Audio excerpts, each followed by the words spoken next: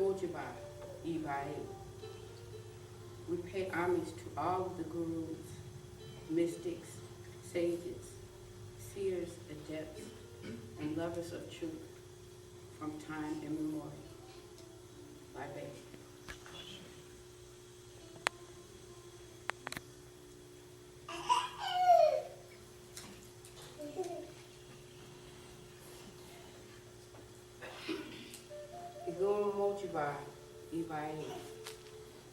We pay homage to our spiritual ancestors who have gone before us and paved the way,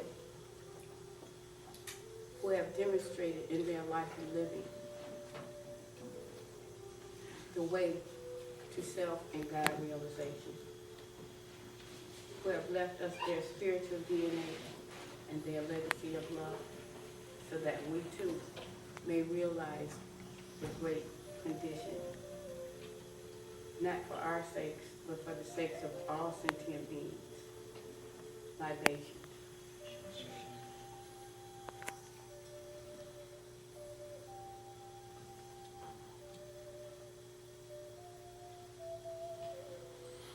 Sangha Mojiba, Ibae. We pay homage to all of the great spiritual traditions from time immemorial, who preserved and maintained the Dharma in its various forms, who worked in the spirit of oneness and unity.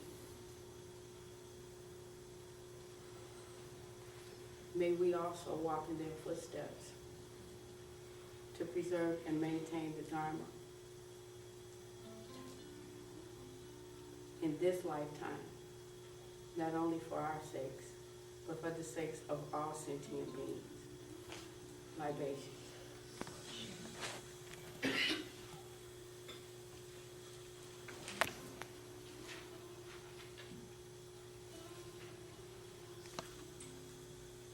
Sansat Guru Moshiba, Ibai.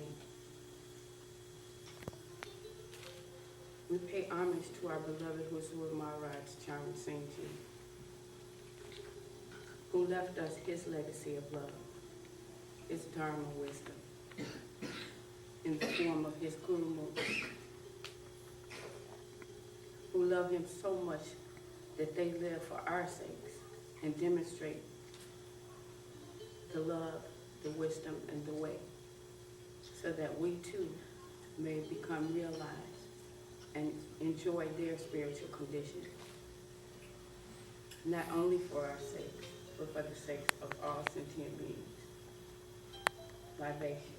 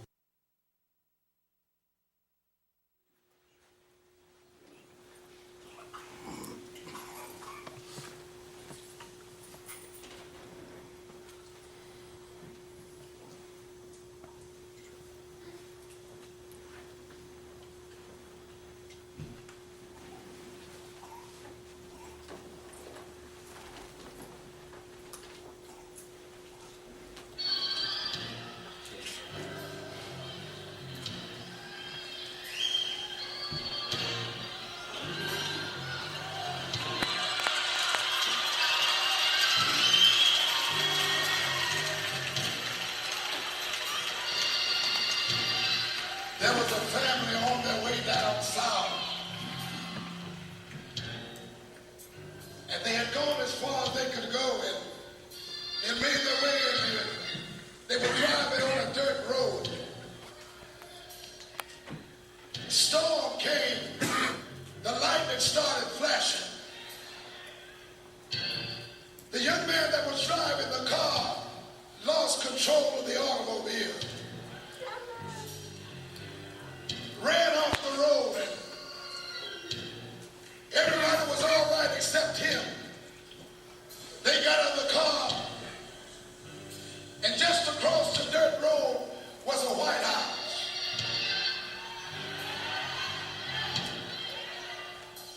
They took him across there to that White House and knocked on the door, and the white lady came to the door and said, "Can I help you?" He said, "Ma'am, if you just let us, our brother just got in an accident. We want to just come in and make a telephone call. We want to call the doctor." They walked in, and daughter got on the phone, and the phone kept ringing, and there was no answer. Finally, somebody picked up the phone and said, "I'm sorry, but the doctor's not here. He's out on his rounds." Somebody say, "Yes, here." Well, the daughter put that phone down and went back into the living room, and the little children, they were sitting there crying. They were all sitting there crying. And by that time, Grandmama had got out of the car.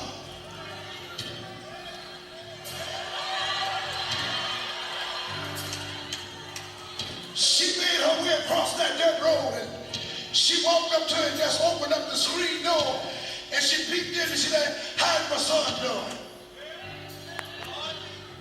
And they told her, said, "Mother, we tried to call the doctor, but he was out on his rounds." She said, "John, let me come in." She walked in and she looked at that white lady and she said, "Ma'am, do you have a closet?"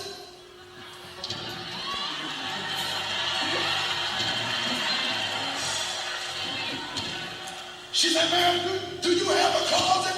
The white lady looked at her and said, "If you want to use the phone, you can use the phone." She said, "No, ma'am, I don't want to use the phone, but I want to call my doctor, and I need to go to the car."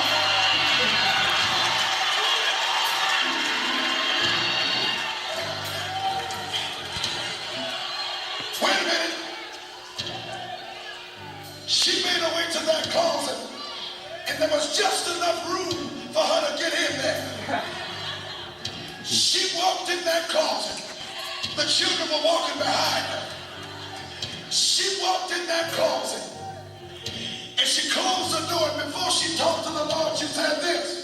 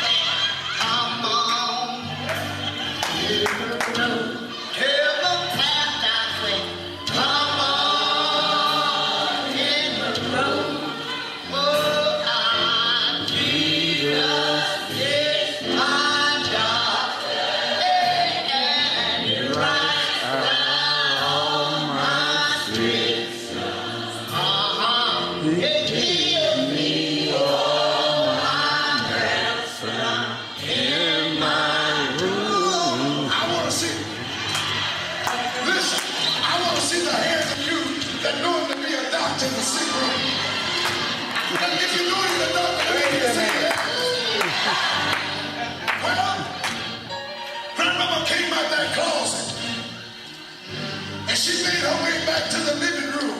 And everybody was just singing and praising the Lord. The children had gotten happy. The white lady got happy. And while they were praising the Lord, there come a knock on the door. They were just praising the Lord. Daughter ran to the door and said, "Who is it?" The man that was sitting at the door said, "Listen, little girl, I'm the doctor. If you don't mind, I was just in these parts and I need a place to turn into. Would you mind if I come in?" He walked in that room. He walked in that room and Mama didn't say anything. Everybody else was happy. She just raised her voice and said this. There is joy.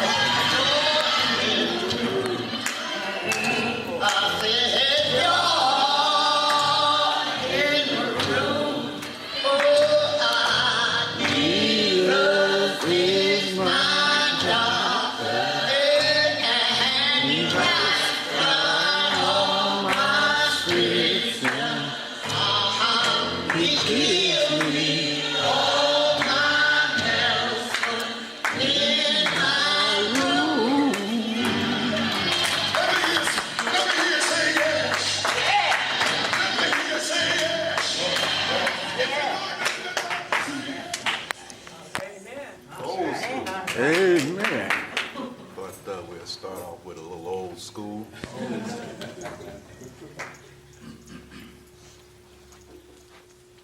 It's a timeless truth being expressed in that particular subject.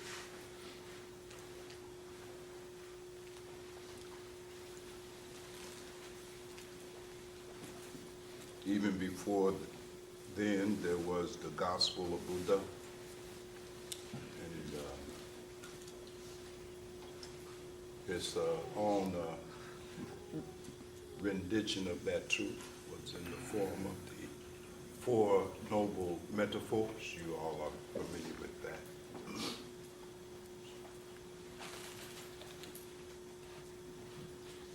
Where the Buddha says that, O noble one,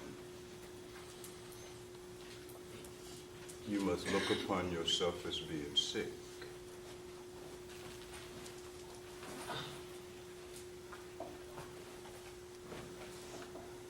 That this disease that we all suffer from, this dukkha, this chronic dissatisfaction, is a sickness, it's an illness. You must see it as such. It is not normal. This is not your original condition. You were not created to be unhappy and unfulfilled and confused and frustrated, full of doubt, dissatisfied, lost. This is not your original or even intended condition. You are sick.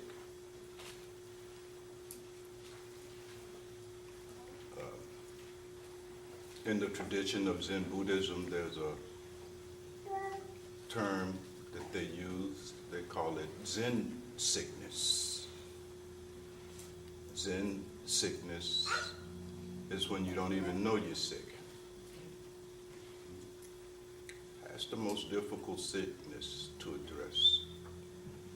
Is to address a person who is sick and don't even know that they are sick.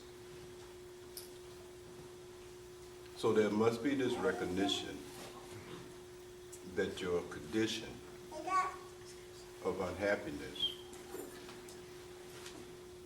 your condition of fear and trembling is an illness, a sickness. recognizing that, the Buddha says, O noble one, you should look upon the guru as a physician. Now, there's all kinds of physicians. There's that kind of physician that when you go to them and present your illness for treatment, after their diagnosis, they will write you a prescription. Or as Mother just said in that shepherd's a scripture.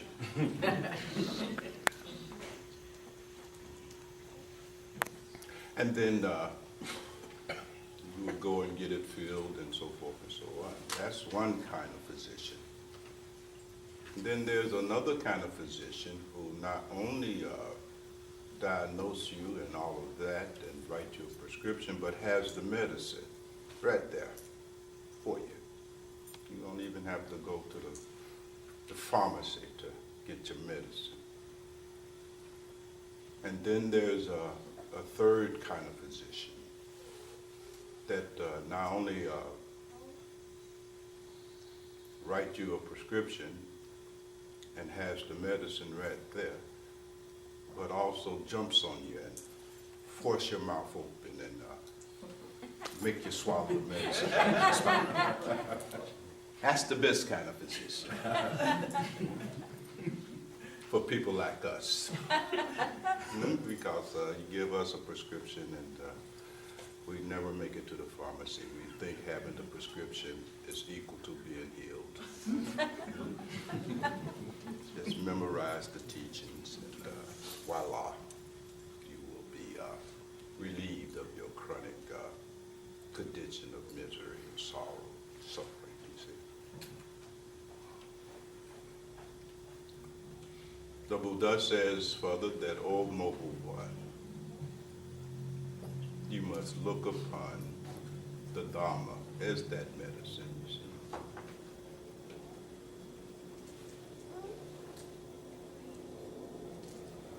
You have to not simply see the teachings, it's just some kind of philosophy being offered to you that either you can accept or reject.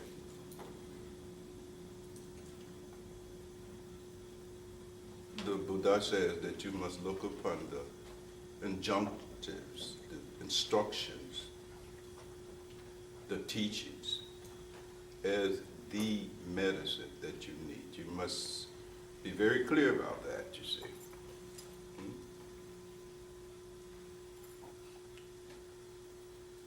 As long as you look upon the teachings as just mere philosophy and psychology,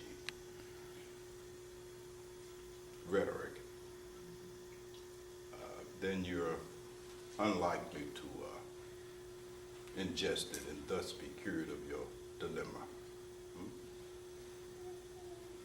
It will remain just between your ears, you see. You won't swallow.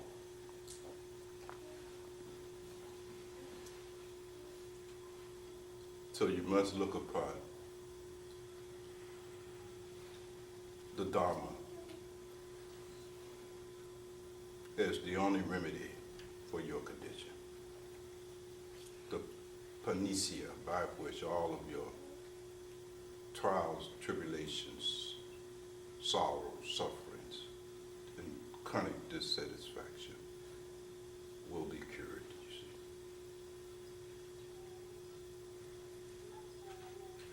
There must be no doubt in the Dharma and its healing power, you see.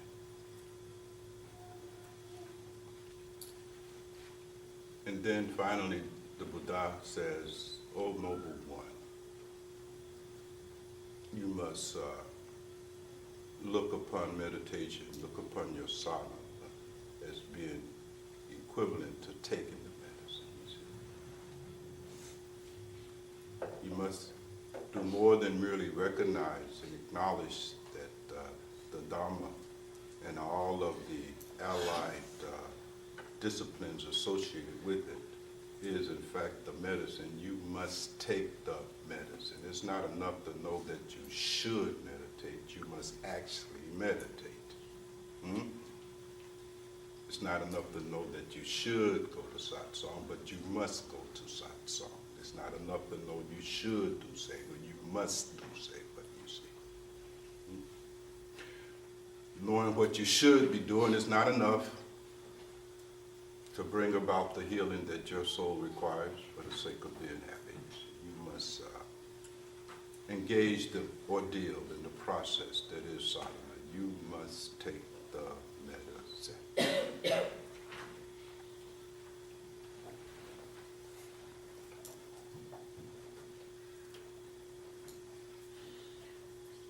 So I thought that it would be good to be reminded of our condition as we gather here this morning, here in the room.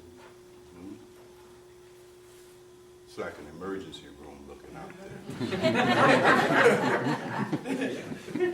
It's a trauma unit, it's a triage.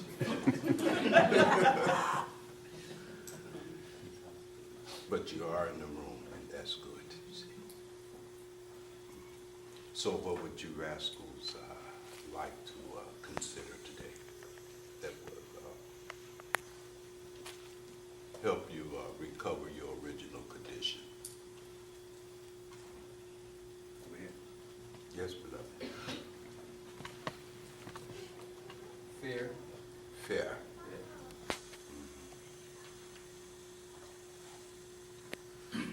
Fear, of course, is one of the premier characteristics of our condition, you see. The egoic condition, the condition that is the result of our misidentification with body, mind, and feelings as being who and what we are, is a condition that is grounded in fear, discomfort, doubt, you see. The only antidote to that fear is knowledge. Knowledge of the true self.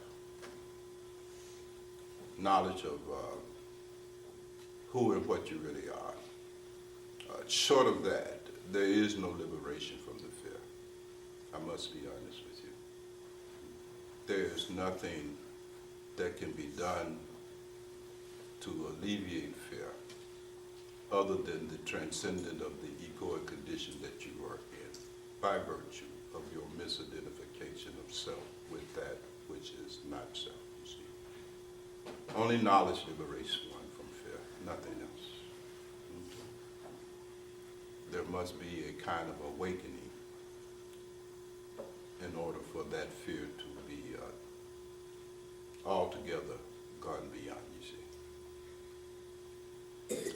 Very often, you see, beloved, we are trying to somehow deal with that fear while remaining in our egoic condition. Well, that's not possible. In fact, the egoic life is nothing but an endless effort, a futile one at that, to somehow or another deal with your fear. Principal one is the fear of the ending of your being with the falling away of this physical body. That's the fundamental fear. Presuming to be the body, mind, and your emotions and all of that, seeing clearly that that is transient and temporary and subject to end, you are terrified. And in that state of tremendum and bewilderment, you're doing all kinds of things to relieve yourself of this chronic fear. But short of awakening, there is no way out, you see. That is what must be understood.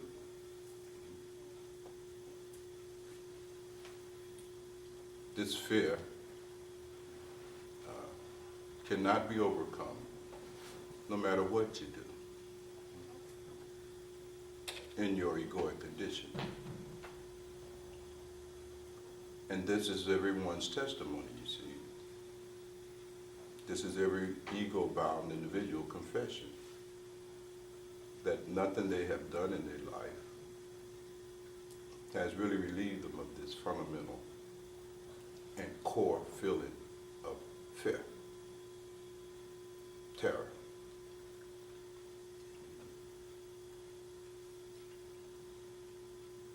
You can't eat your way out of it. You can't sex your way out of it.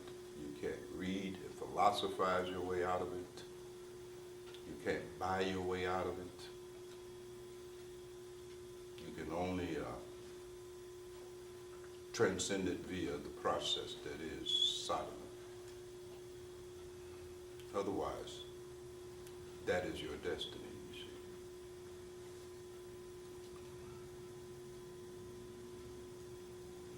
So if one have understood this argument that I'm making, then the only solution is to forget about yourself.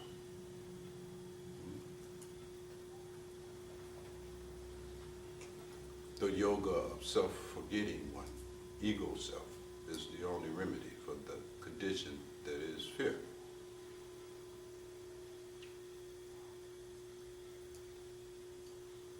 You must forget and cease to be concerned about maintaining how you have defined yourself in this world. Your nationality, your gender, your status in the community, your relationships, your families, your roles, all of that must cease to be of any concern to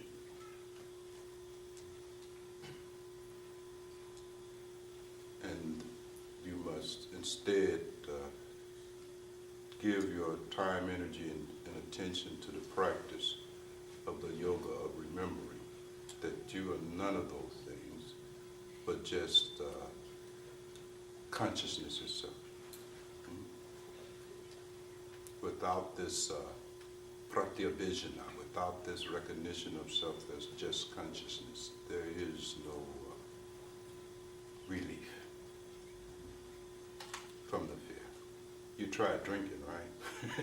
Right, okay, so that's the best that the world can offer you as a solution of fear. Get drunk.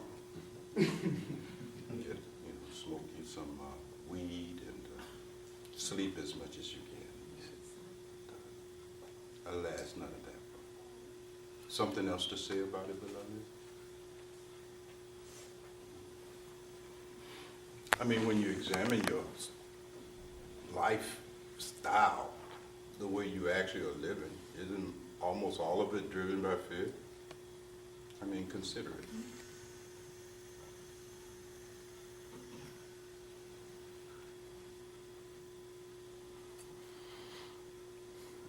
It's a fear-based life. And the fear-based life is never satisfying.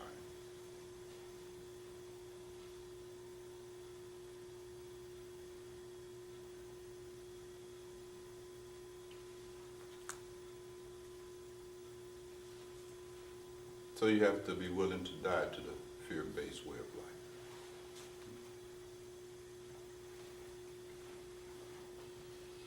Now, a lot more can be said about that. But nevertheless, that hopefully will be enough to start you to really contemplate the fear and find out who's afraid in the first place. You say that I am afraid. Well, who is it that is afraid?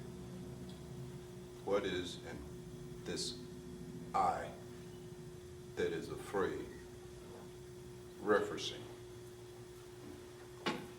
It's the I as a body.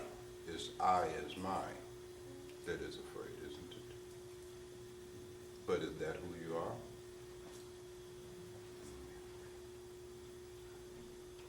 So this is the great consideration. Why are you afraid? in the first place? Find that out. Make a deep inquiry into the very fact that you are afraid, that you have fear. Go into all of that, you see. Don't react to it. Don't try to avoid it. Go into it. You weren't born afraid, were you? Who made you scared? Jehovah? You made you scared? That's your problem? Huh? You weren't born like that, were you? So where did all this fear come from? Society. So go into the fear and find out why are you afraid. What is it? It's like dealing with suffering, you see, fear and suffering. All of those kinds of conditions must first be investigated, you know, rather than just reacting to it. You see, you must go into it. Why are you suffering? What is the causes of suffering? Can suffering be ended? And if so, what is the way to do that? You see, this was the whole of the Buddha Dhamma. This is exactly what the Buddha and all saints and mystics in some shape, form, or fashion come to address. So something like that can also be suggested as the way to deal with your fear, you see. What is it? What is the causes of it? Can fear be overcome? And if so, what are the means and the way by which that is accomplished? You see? But you must confront it. Not bury your head in the sand and not pretend, but confront it head on.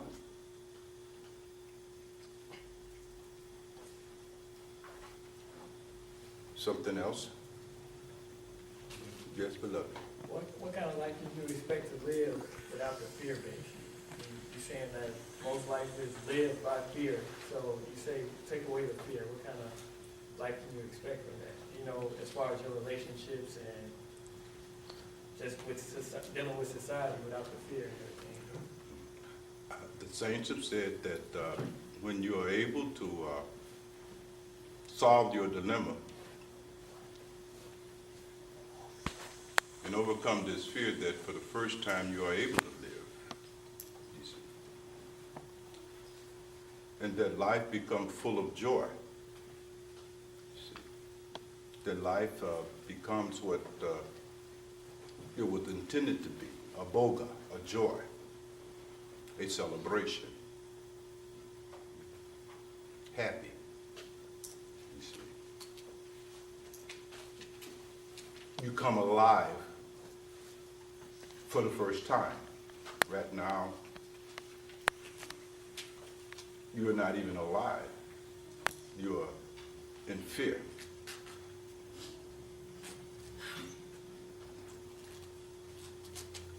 So when you're able to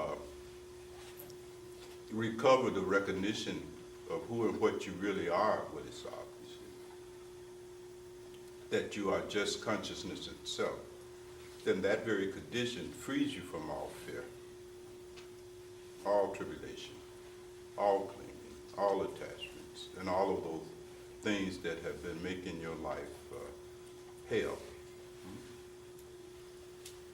And you're free. They call it moska. So the life then that replaces the life based on fear is a life of freedom, of liberation.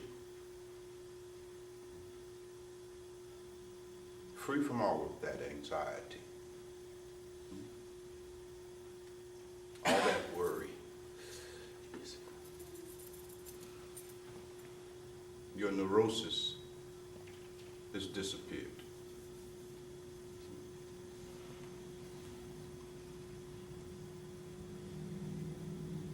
Life becomes happy.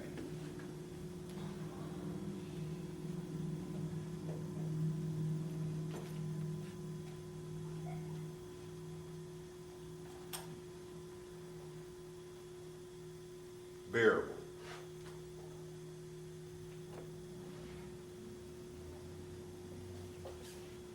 The fear of death of the body-mind drops out because you are enjoying the recognition that I'm not the body-mind. So that which I am is prior to the body-mind. It never dies. It was never born.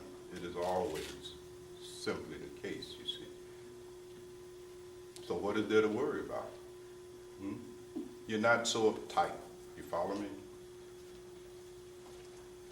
This body, mind is simply recognized as one of many forms that you have taken as consciousness. It's no big deal anymore, you see. You're freed from all of that. You're free from Maya. You're free from the illusion that identification with the body-mind generates. Nothing can happen to you. See, you're worried about stuff that's going to happen to you, right? But the you that you are referring to is your body-mind, and you're worried about what's going to happen to it. Well, I can tell you it's going to die. It's going to end. It's going to fall apart. You know that. I know that. Problem is, you can't find any way to stop that process. And being identified with your body-mind as being who and what you are, you see, you too scared. You can't live. You fear. Your fear has distracted you from life. You can't live. You can't enjoy any damn thing, you see. You're too afraid. You're afraid of what will happen to your image. I mean, it gets complex, doesn't it? You see.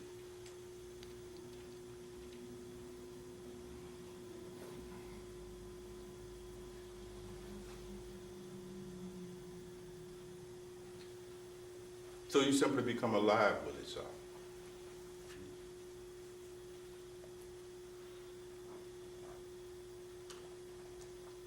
What else is there about it? Yes, but So I want to say that addressing this fear, which is something a lot deeper than just on a practical sense, and I enjoy what you give us your explanation about it. But I can say that this society seems to be pimping off our fear. You know what I mean? And I mean, you know, they coming up with a whole lot of things, you know, I mean, to really keep this fear going. So I can say, I remember something that you shared with me about a year and a half ago, addressing just suffering, and you told me that we only suffering when we're thinking about ourselves. So, you know, when you shared that with me, that kind of like eliminated my fear about anything, along with the silence as well. So you could say that whether it's self, you know, this constant self-indulgence and thinking about ourselves is really causing this fear. the burden of self-concern.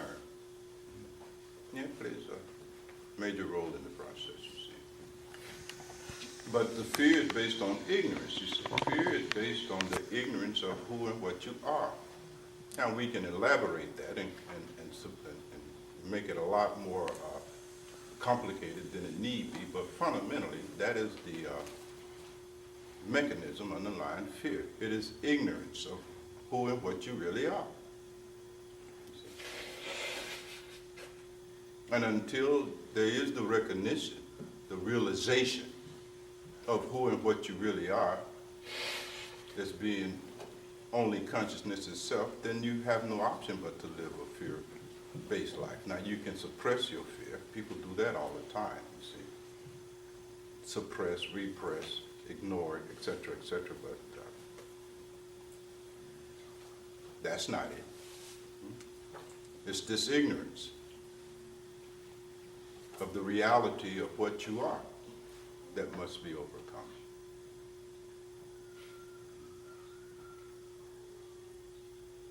Even others are seen to not be others. And you see, all of that too is a part of Maya. It gets rather profound.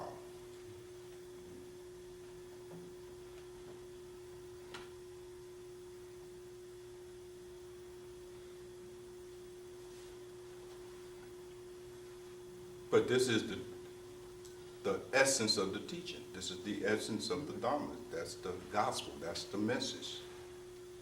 You are not who and what you think you are.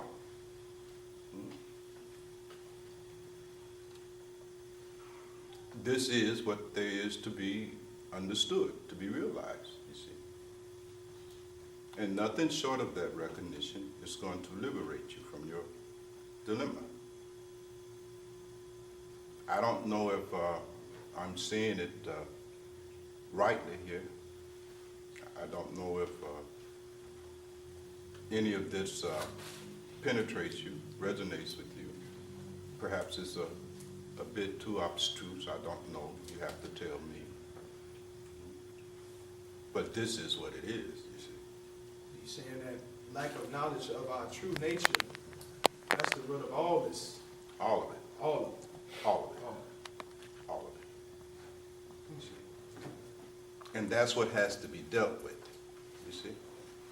That is what has to be dealt with, not anything out on the periphery, you see. You have to go to the heart of the matter. And that's what has to be dealt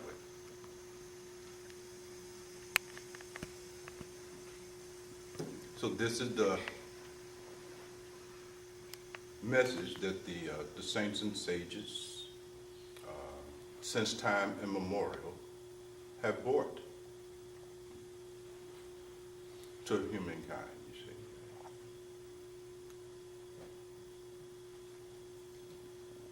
You must wake up. All of this is just a dream. And you must awaken from it. There is no solution within the dream. You must awaken from the dream. It's not how to make the dream more tolerable. The ideal is to awaken out of the dream state altogether. When you wake up, are there any problems? So it's ignorance.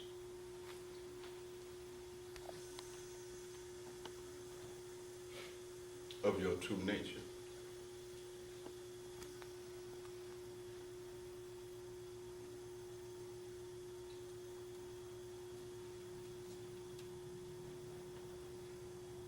That's the whole purpose of settlement, you see. It's just dealing with the removal of this ignorance, you see.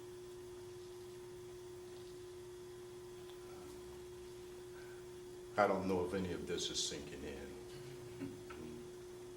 Sounds kind of dry to me. Can you juice it, make it juicy? This is dry stuff here. Yes, beloved. Master, we have a lot of newer people who are visitors and guests and pre-initiates. Could you say something a little bit about how the sadhana itself, how it undermines that misidentification, and maybe that can... Yes, yes.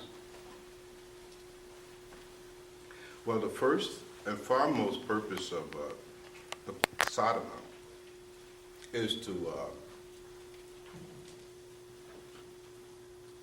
help you cultivate and develop the ability to actually see and recognize that you are only consciousness itself.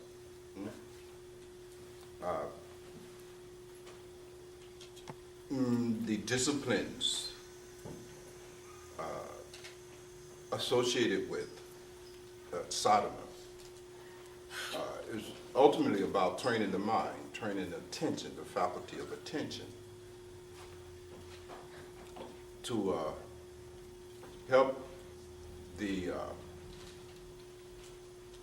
seeker first become capable of focusing attention so that it can see, because the mind is so scattered. It is so scattered. Let me put it in a larger context. In the spiritual tradition, the processes have been summed up succinctly in Vedanta. The first stage of the practice involves your hearing the Dhamma, what they have called Saravanam, and classical Sanskrit. So Ravanam simply means to hear. You got to hear, because nobody's ever told you that you were just consciousness itself. They've been telling you you're this, you're black, you're a woman, you're American, you this, you that, you this, you see. They have been reinforcing the misidentification. So first you have to hear the truth of who and what you really are. That is Saravanam. Hearing it means you have to hear it, you have to intellectually grasp it. You have to be able to follow that argument, you see, to some degree.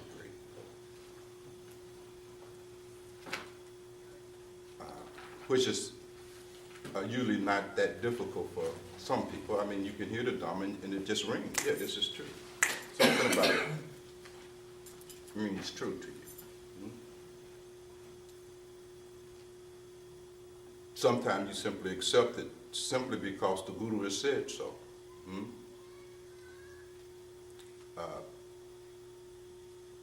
The next phase is what sadhana addresses. The next phase of the process of self-realization is what they have called in the Vedanta tradition. Not that Vedanta is the only tradition that has these processes, they all do, but most people are familiar with the Vedanta process. The second phase, beloved, is this phase called Mananam in classical Sanskrit. That's where you make the inquiry. That's where you must now inspect and investigate and examine the statements that the gurus have given us. You see, these statements, and some of the popular ones, are associated with the Vedas. You see, the 4 Vedas. Each Vedas have a particular statement that was used by those sages in India to teach this thing. We all have heard Tatvamasi, Aham Brahmasi, Adhyatma Brahma, Prajanam Brahma, so forth and so on. These are statements. These are called Mahavakyas. These are the great statements. This is what you are to contemplate. So let's say in the case of Tatvamasi, which means thou art consciousness. You are that which is the context of experience. You're not any experience in that context. Thou art that, you see.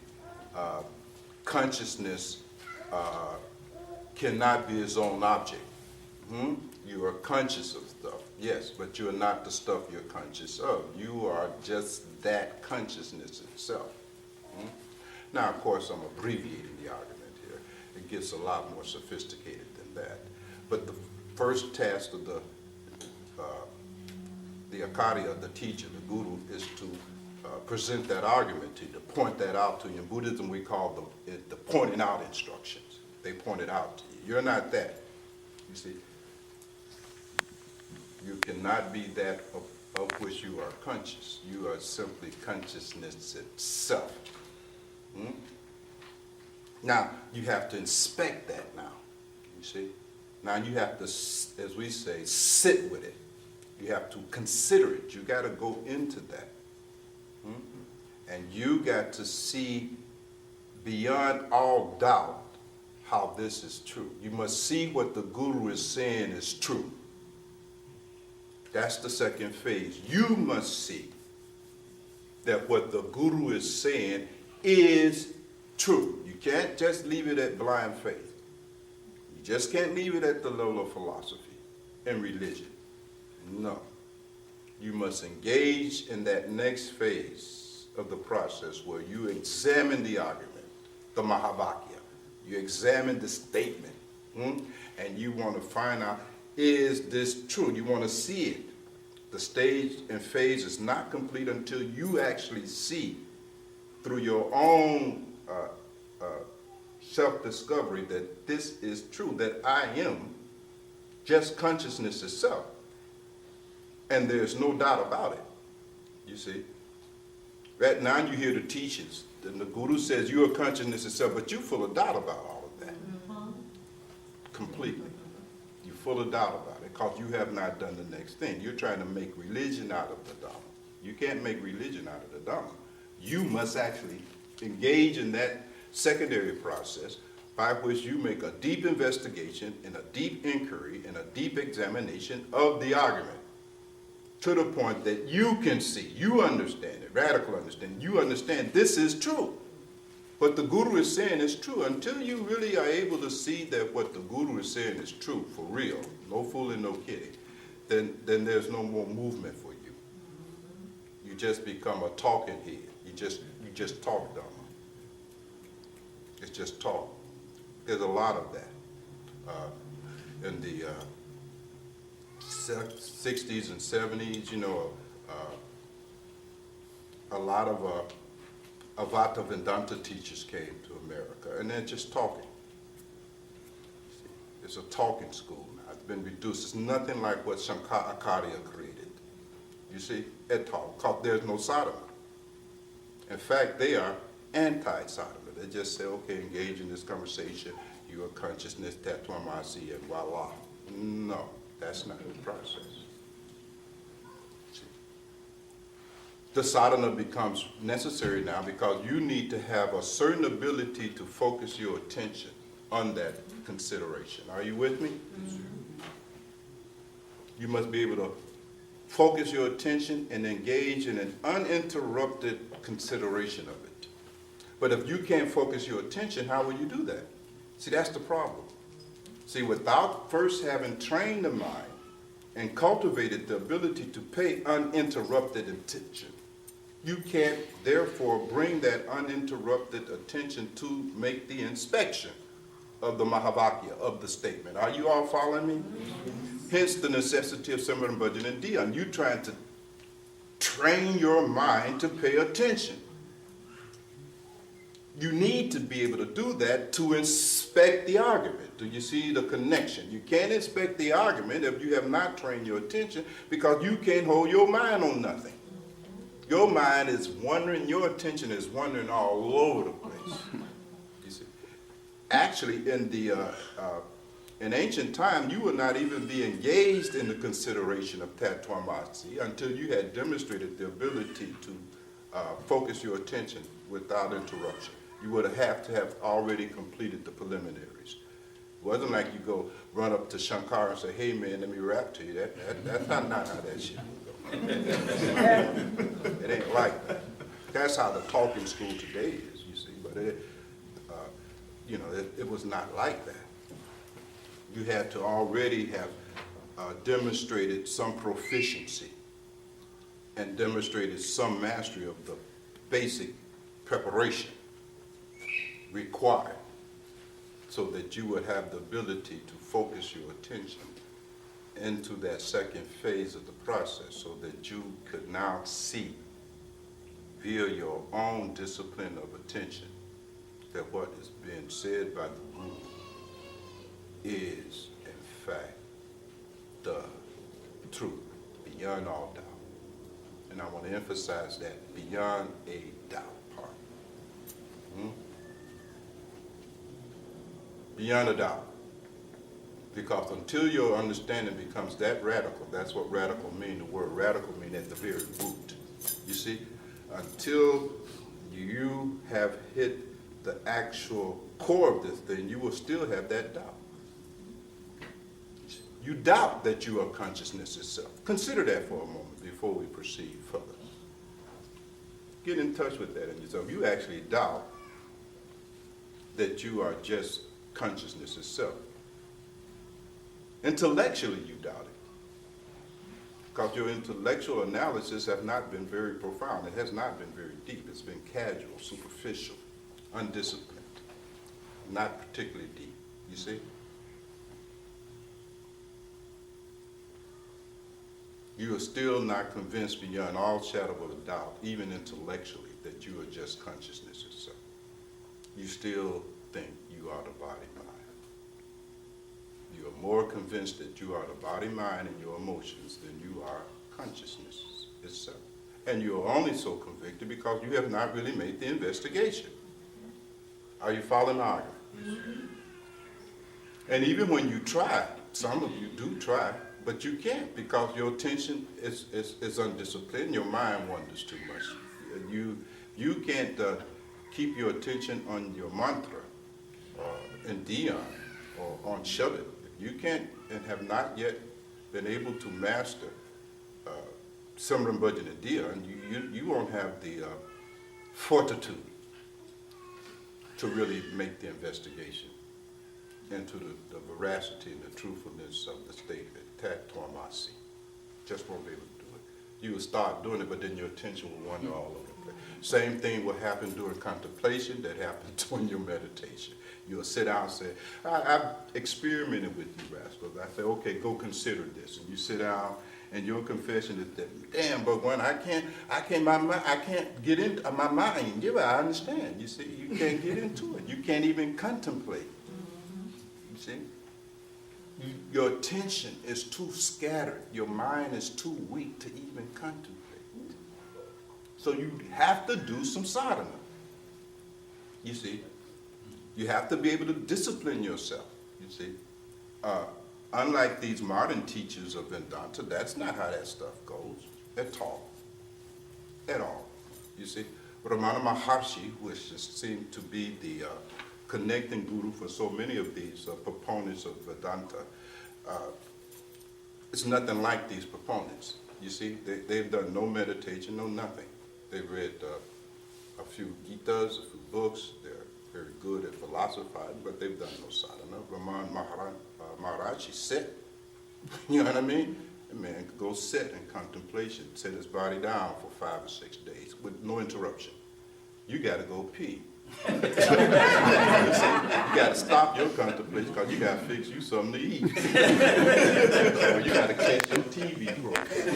You see? Or you got to cut the grass or something. You cannot even sit down physically. You can't even keep the body still to do the contemplation. You got to get up. You got to go do some shit. No discipline.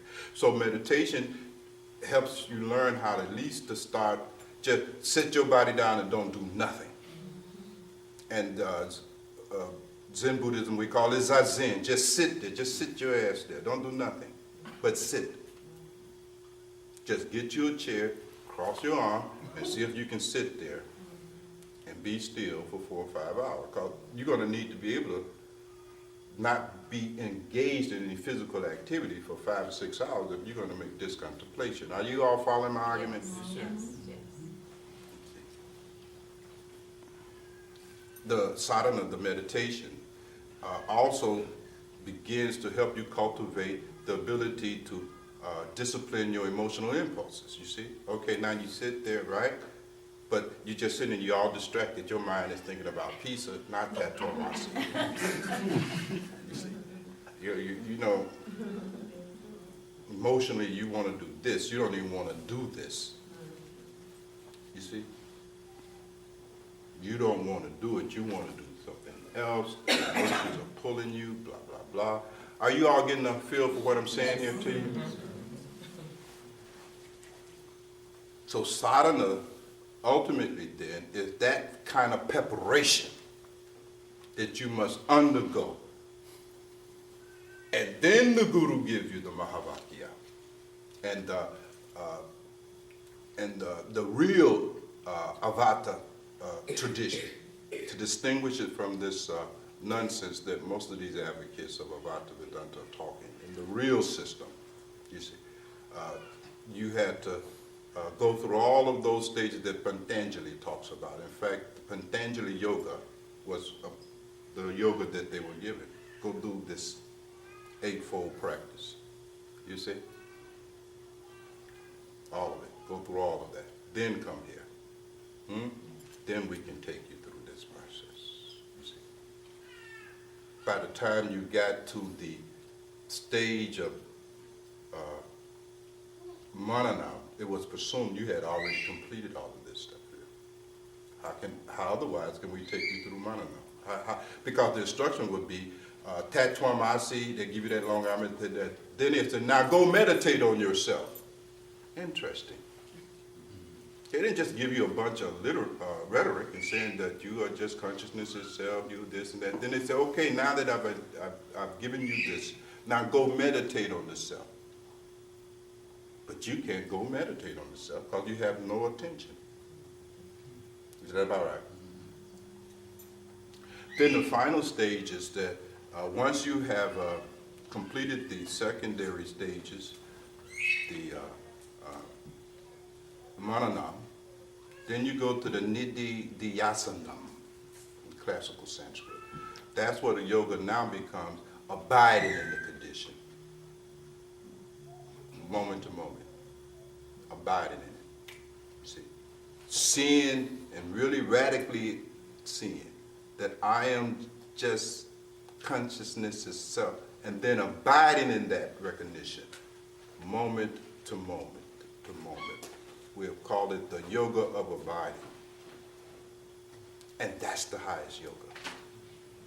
That's the highest sadhana, where you're abiding in the recognition of being only consciousness itself, moment to moment, no matter what else is arising. You're always realizing who and what you are, moment to moment. Thus, abiding as consciousness itself, you are free from all fear, all trepidation. Because you're always remembering, I'm only consciousness itself. I am the context of which this stuff is arising. I'm none of the stuff. Everything arising is transient. You see? Coming and going, except me. There's no more misidentification with phenomena as being who and what you are. And that is the state of freedom. But none of that can be enjoyed if you haven't first cultivated the ability to make the inspection. So the task for most of you all sitting here is simply to go to the next phase. You have not made the inspection. You have not made the inquiry. Many of you can't make the inquiry because your attention and ability to focus it is unstable. It has not been trained. You have not trained your mind. You see? The ideal is to be able to train your mind and attention to the point that once you are able to reach that recognition of self as being just consciousness only, then you can leave it there. You see? And it does not move. You leave it right there. You see? I don't even know if I'm having any success here making this argument here. I'm trying to elevate the conversation beyond religion. You see, I'm trying to speak to the heart of the matter. I'm trying to somehow get you to see that there is no remedy for your condition unless and until you are able to recover the recognition of being only consciousness itself, and then able to abide in that recognition moment to moment. I'm trying to somehow get you to understand that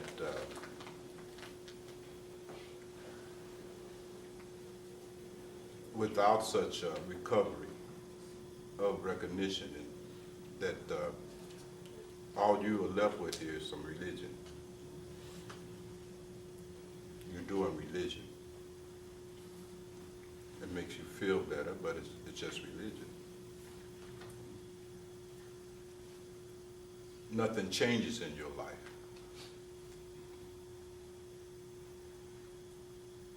Nothing changes. You talk, and then you remain the same. And that can go on and on and on and on. Do any of this make sense to you all? Are y'all, am I saying anything that is relevant here? Yes. Everything.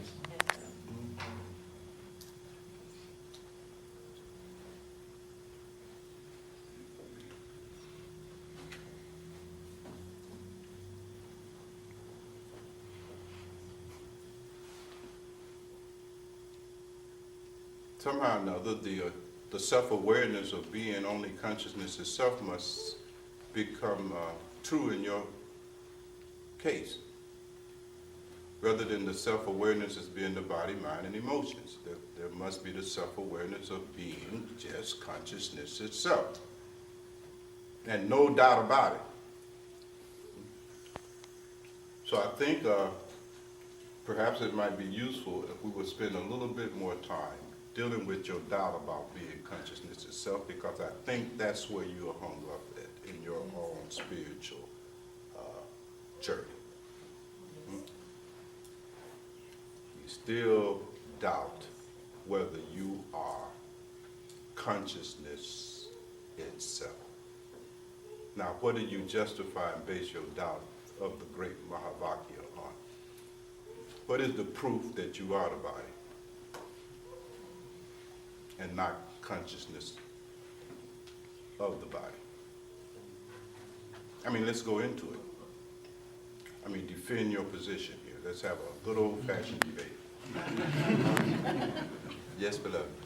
Your feelings and the emotions, those get the best of you most of the time. Right. So you base your conclusion that you are only the body-mind on the fact that I can feel this body. Who feels it? I feel it. Who is this I that is feeling the body? Is it the body? I think it's the body. You think? Can you be sure? Can you get past that doubt? No. I mean, are you that which is conscious of the body, or are you the body? I mean, you don't have to answer these right now, but because this is what you must contemplate. I mean, you really got to get into this thing here. See, are you conscious because you have a body, or do you have a body because you're conscious? Is matter the source of consciousness, or is consciousness the source of matter? I mean, come on in this room and make this consideration with me. I mean, seriously now. You see, you don't have to, spout your answers, but you must contemplate this argument here, right? You are conscious. Is there any doubt that you are conscious? You can't doubt the fact that you are conscious, all right? Now, are you what you are conscious of? Can consciousness be its own object? No, come on now, really. You said no, but you cheated. You looking and you saying no, but you acting, opposite of that, aren't you? So you got to really deal with that. You have to understand, beloveds, that as long as your sense of self is still grounded in being your body mind, the process has not occurred in you yet. You're not involved in the spiritual process yet. You see, there's still a lot of doubt in you. And that doubt must be removed. And the only way to remove your doubt is you must make a real, genuine inquiry. The only reason you still got doubt is because you have not made such an inquiry. You see? I mean, this thing is profound here. But Bhagwan, it seems like we're making consciousness a duality. Like, we're saying that I'm aware that I am conscious, and it's no two. I am conscious, period, and that's it. But when you look at it, it's like I'm saying I'm aware that I am conscious, which making this two things, and you can't be both. It's only the one which I am conscious. Yeah, that's a beginning. You see, you have to sit down as you have started, and you have to sit there, and you got to run that all the way through, uninterrupted. Don't get up and make you a sandwich. You see my point? Stay right there. It must be an uninterrupted inquiry. You must bring your intelligence to focus on this. Now, the statements of the saints is simple. They said, Tatuamasi. You see, Prajanam Brahma. You see, consciousness is the creator of everything. You are just this consciousness itself.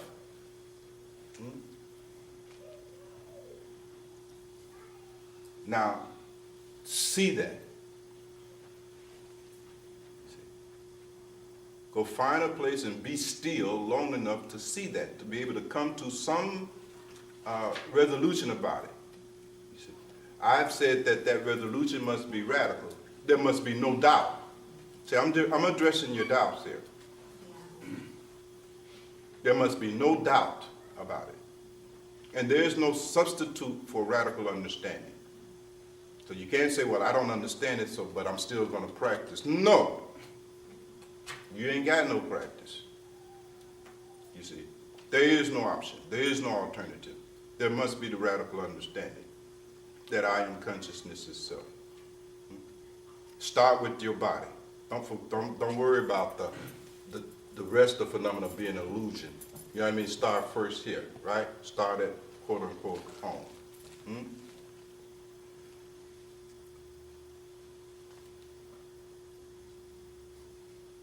Are you this body-mind, or this body-mind just a form, and one of the many forms that consciousness has taken? I think this is this too deep, this too sophisticated for you? Well, he is. You in the room, Bob, you in the room? Oh, okay. Yes, Siddhanta Sir. When you say, take a look at really, the doubt and what is it based on, it seems that for me, and also observing other people, that the feeling of whatever perception of the body and the emotions and how you feel, personality as a construct seems to have a real, even my perception of my body and my emotions and my intellect seems to all be wrapped up in a personality that seems to get, that's grounded. And that's where I can see the beginning of the doubt, or the seeds of the doubt, that the personality, the persona, then everything that I think that's good or bad about my body, my emotions, my thinking seems to be wrapped into this persona. And what is it that is aware of having a persona? Is that a persona? Well, I mean, I can answer intellectually, but Right. the reality is that the persona seems to be the thing itself. Right. But now you got to really go now and find out, is your persona really yourself? Even though it seems to be yourself, okay, we grant that. But we want to find out, is it really me now? And to no longer be content with this seeming truth.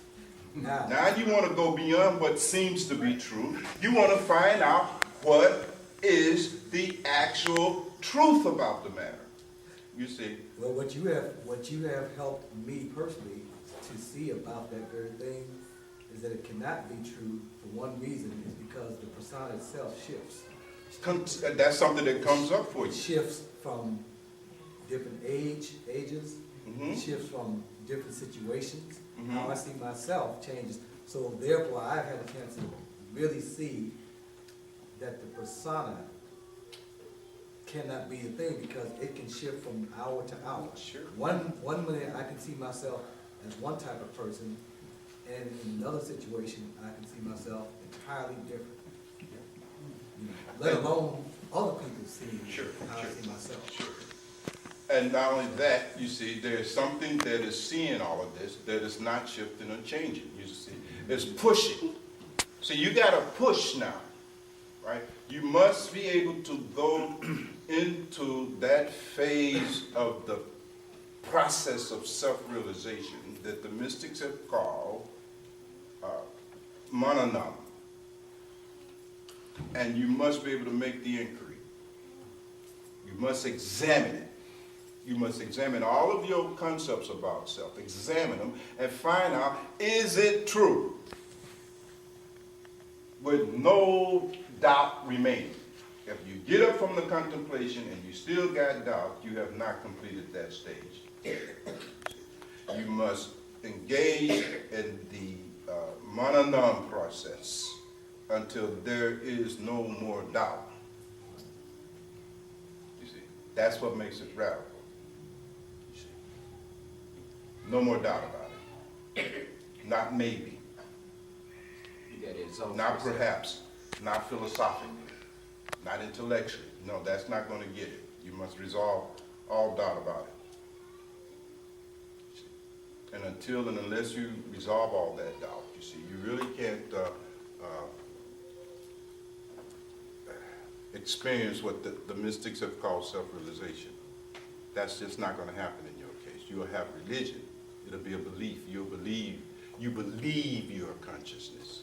You don't know it beyond all doubt. You still doubt it. See, when I say remove all doubt, once that doubt is removed, your life is transformed. Something happens. You shift. There's a shift. Are you following my argument? Yes, sir.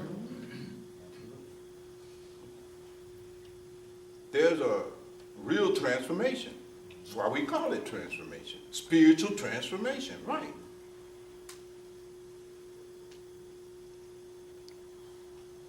But you have to go into this thing here.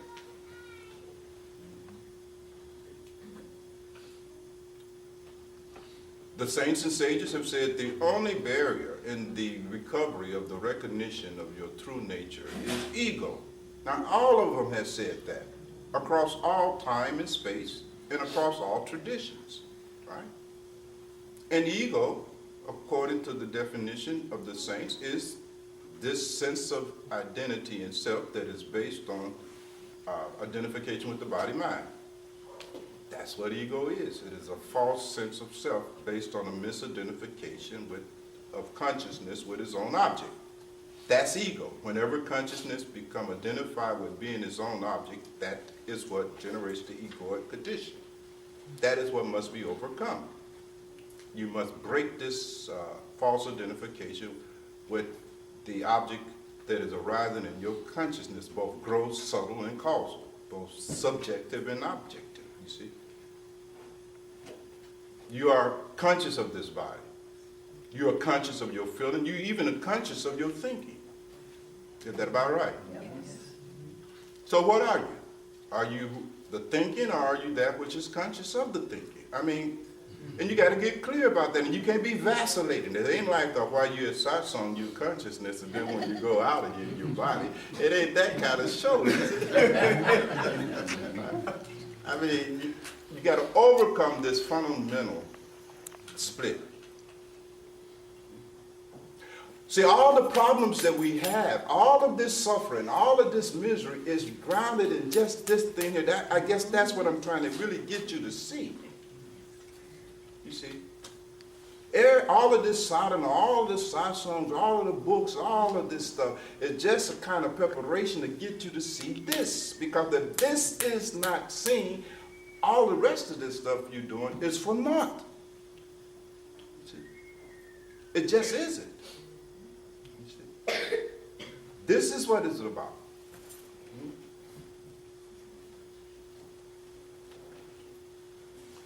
Yes, Randy, come on. Well, counting this business of finding out who we are and recognizing that we're just consciousness, would it also take care of the business of knowing who and what everything else is? Absolutely. Absolutely. Absolutely. In fact, in the tradition, they have called it apavada. You see, I don't want to get too much into a scholarly treatment of it, but it can't be avoided a little bit. Apavada means you have entered into that degree of inquiry and investigation of that statement, Tatwamasi or whatever, whereby you're able to penetrate Maya. Now this gets a little subtle here. You have heard the statement nete nete, right? And the presumption is that by nete nete we mean that I am not this, I'm not that.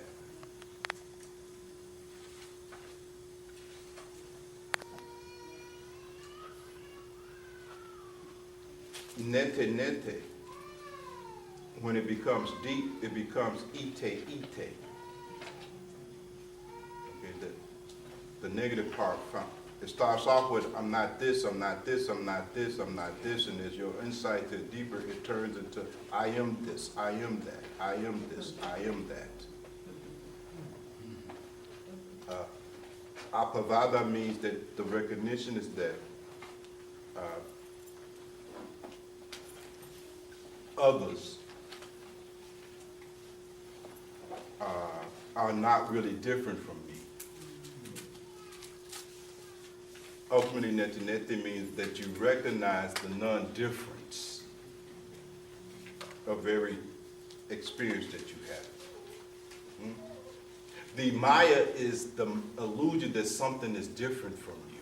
Make a note. That's Maya. Not that this thing don't exist or so forth. So no, Maya is the presumption that something is different from you. Apavada is overcoming that presumption. And what you begin to see is ite, ite, ite. Everyone and everything is just a modification of me. It gets to be almost a paradox of enlightenment, you see.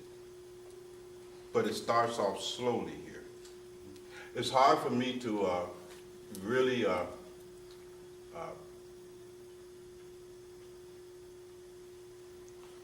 give any kind of exact example of how the process goes. And I ask that because I know my ego can be so tricky, and then I can deem myself being aware or able to see that I am consciousness, but then I don't know who nobody else is. Mm-hmm. And so that's a sure sign that Sure, you haven't that's went not the right deep. work. Right. You see, with the recovery and recognition of self comes omniscient, all knowledge. You understand exactly what everything is. Everything is a modification of consciousness. The key word to understand is that it's a modification of what? Consciousness. And I am consciousness itself. So it's a modification in me. You follow me? There is nothing else but consciousness in its modifications. There's only one consciousness. Tat Twamasi. It is utterly profound, beyond comprehension. You won't understand this by merely listening to these words of mine. You must rather engage this process. And that's what the great realizers did. They found a place, set their ass down, turned the TV off. You follow what I'm saying? Mm-hmm. Contemplated and entered into the great consideration beyond all doubt. See, you still have some doubt.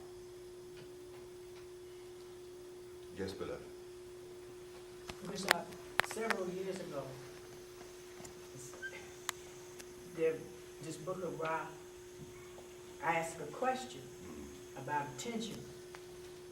And when you answered the question, you said that attention is a secondary phenomenon, that first a desire comes and the attention follows. So since that's the case, we cannot sit in contemplation or have our attention focused unless that's what we want to do. Mm-hmm. So, the desire, that's what we we want something, so we do that. Yes. So this desire to do that must take priority and precedent over everything else. Right? Absolutely. You must have the desire to know who you are. That's the presumption of why you came to the path. And if that desire was phony, false, or mistaken, that's the end of your spiritual journey.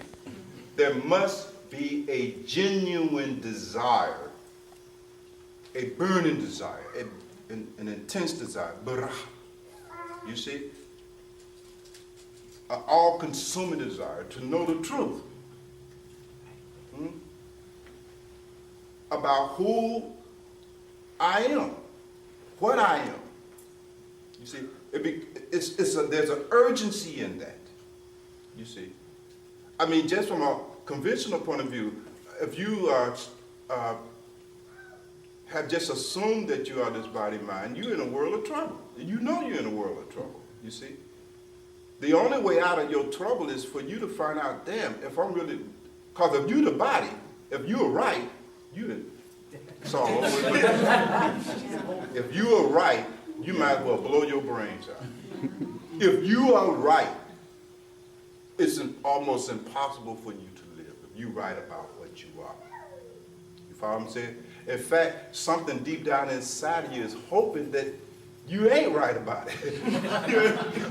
You're also hoping that, man, I hope I ain't just this body, because this hurt now, this old, and it's falling apart, and it's headed toward the cemetery. I hope I'm a soul. I hope I'm a spirit. You see? So something in you is hoping too. But there has to be this desire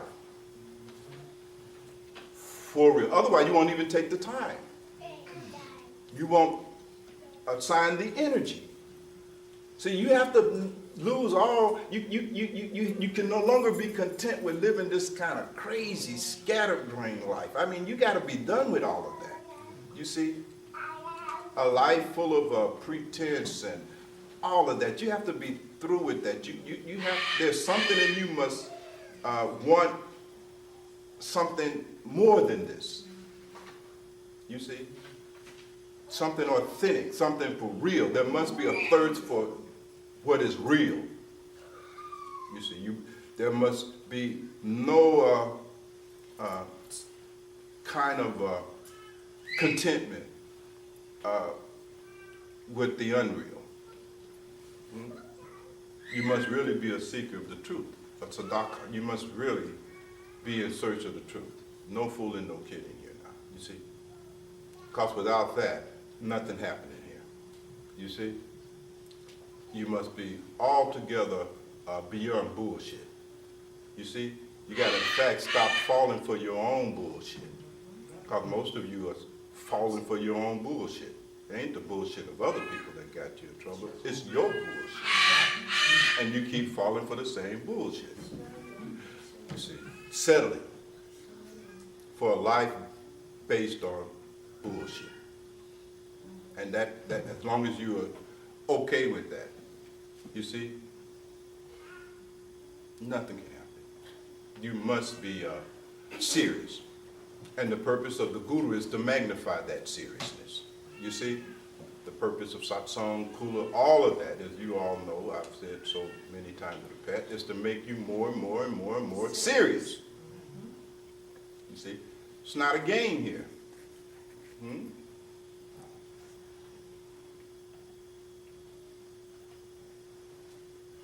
And you got to find this out.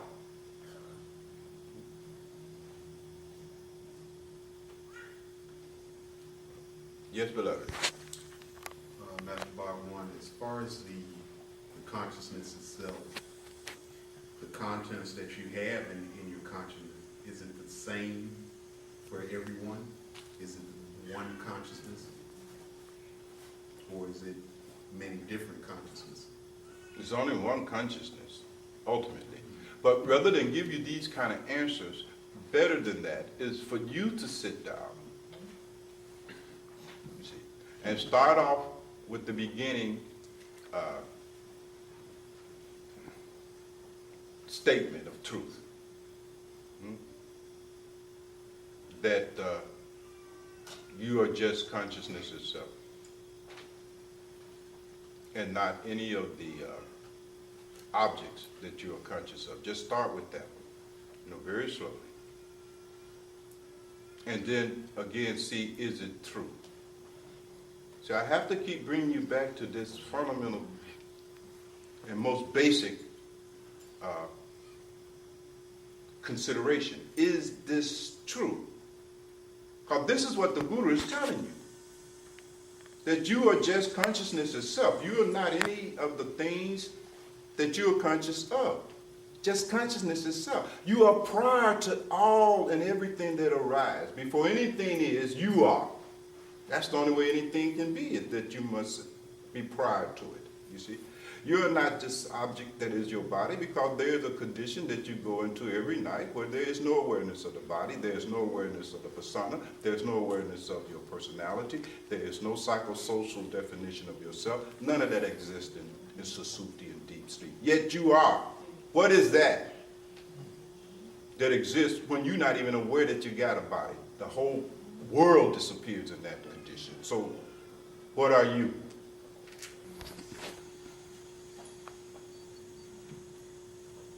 The other people that you say, and whether they have, those other people are also contents in your own consciousness. You follow what I'm saying? Aren't they? Do they have a reality outside of your consciousness? So you can't prove the reality of your consciousness by looking at their consciousness, because they're in your own consciousness. You can't go outside of it. That's no solution, is it? I mean, you got to deal with this thing. And the question is, are you consciousness itself, or are you the objects that are arising in your consciousness? Because if you just consciousness itself, there are implications from that, isn't it? If you were just consciousness itself, how would you live different? If you really realize that you are just consciousness itself, how does your life change? That's what Willie Saw was asked earlier. What do you think would change in your life? I wouldn't be fearful. You wouldn't be fearful? You're not And why attached. not? Because you know. Because you're not attached. Yeah, I'm not attached to anything. Fear would drop out, wouldn't it? What else would happen if you really realize beyond all intellectual doubt? I'm just trying to get you to go beyond your intellectual doubt here. If you were convicted beyond all intellectual doubt that you were just consciousness itself, how would life change for you in that very moment? Yes? Totally accepting. Totally accept. Totally surrender. Won't you? Not trying to control any. Why are you trying to control what is transcendent? You wouldn't even be involved in that process, would you? Would you? What will be the difference in how you are living now and how you will live when you realize that you are just only consciousness itself and not anything that is arising in consciousness, whether gross, subtle, causal. And I don't mean just objectively, I mean even subjectively, because my emotion is arising. Am I my emotions? No. Am I the anger? Am I the lust? Am I the greed? Right? If I break the identification with my emotions, how would my life be different? I mean, talk to me. Come on. Got medicine here. I'm trying to, I guess I have to straddle some of you rascals. Yes, Mama Sutra. I wanted to say I would be free of all these feelings and different mood changes. That's one of the main things. Yeah. That just get you so caught up in not doing any of the things that you say you want to do being on this path. Yeah. You'll be free of all this drama, wouldn't you? Your life will become drama-free, wouldn't it?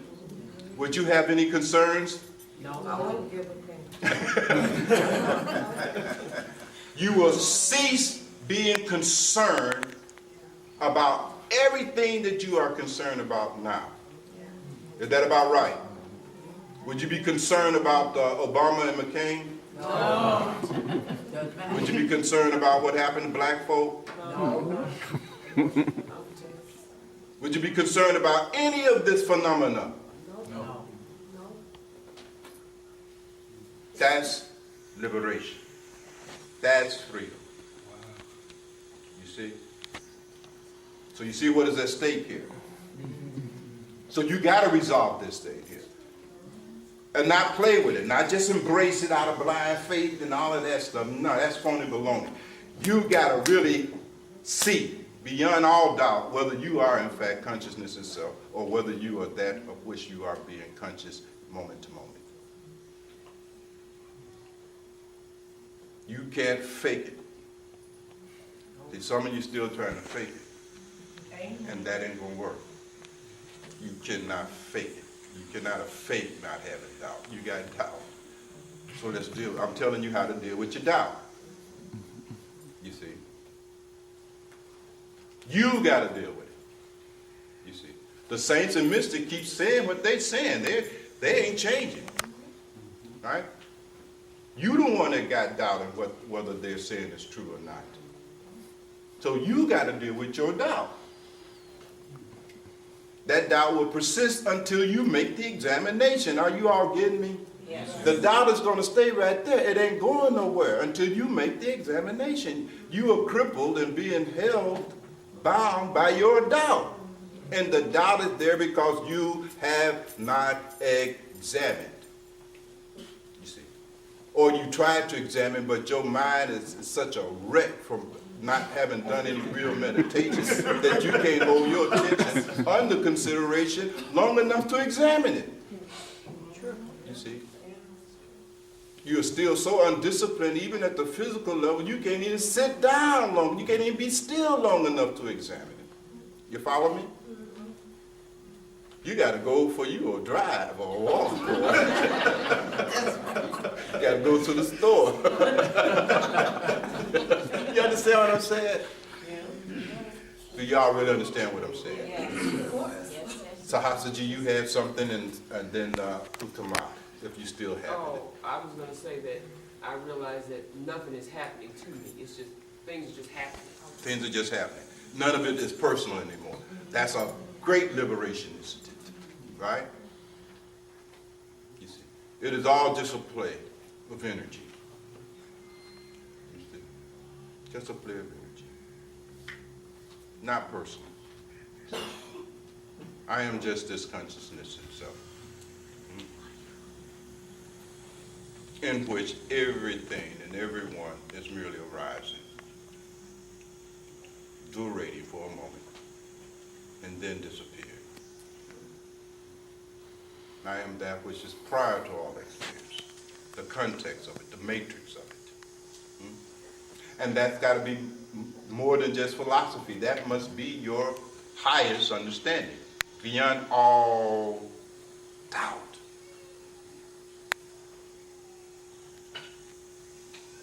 Beyond all doubt.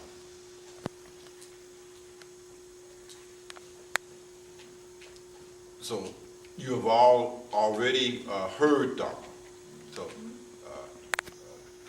Sarvanam is already the case with you. You heard Dharma.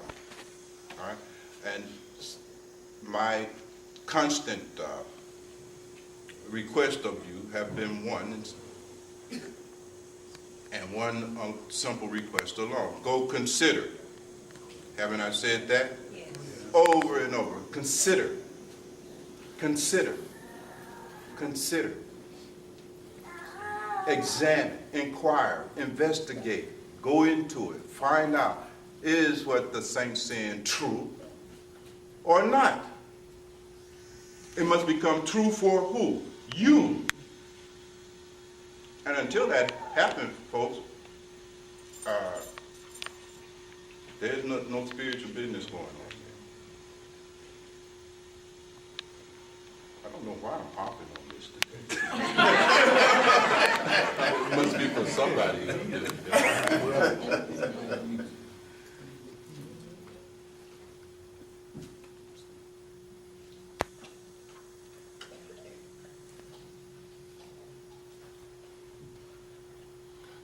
And I suppose then, Bharataji, your original question was the role that sadhana plays in this. Hopefully that's becoming clearer now to you.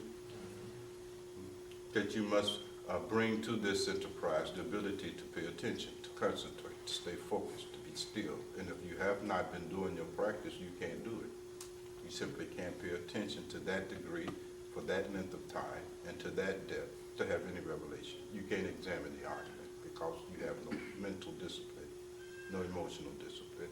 You don't even have the physical discipline to make the examination. Hmm?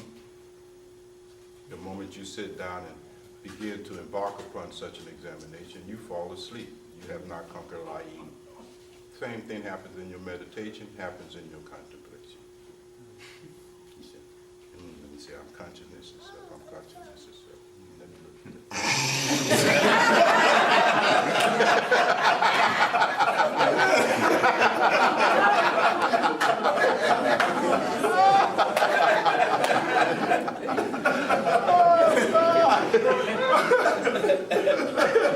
Well, Miss Shepherd and restlessness takes over. You sit down, you get started pretty good. Now let me see. This is grace of Bhagwan gave me. You read it 3 times and say, okay, now let me get into this. You know, then you start getting jittery and jumpy, you know what I mean? After half an hour, man, you gotta get out of it. You gotta, restless, and you're too restless.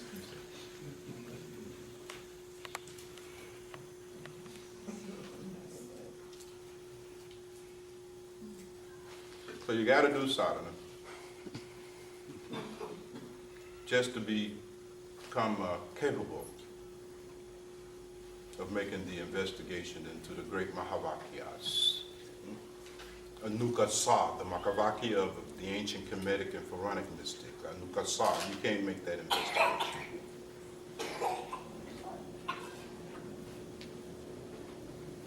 Do you all understand what I'm saying? Yes, sir. Absolutely. You know, you can't, I mean, you split here. You live in a schizophrenic life. Half of you believe, half of you don't believe that you're, you know what I mean? You just split here. You just split here. You just split here.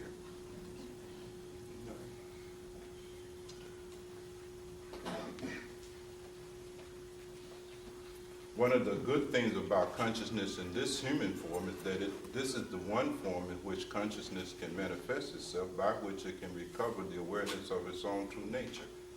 No other form that consciousness has taken provides consciousness itself with such an opportunity, you see? So let's say if we have a conversation here from consciousness to consciousness. Usually I'm having a conversation here, consciousness to persona, you see? But if we have a consciousness to consciousness conversation here, that might make the conversation fruitful.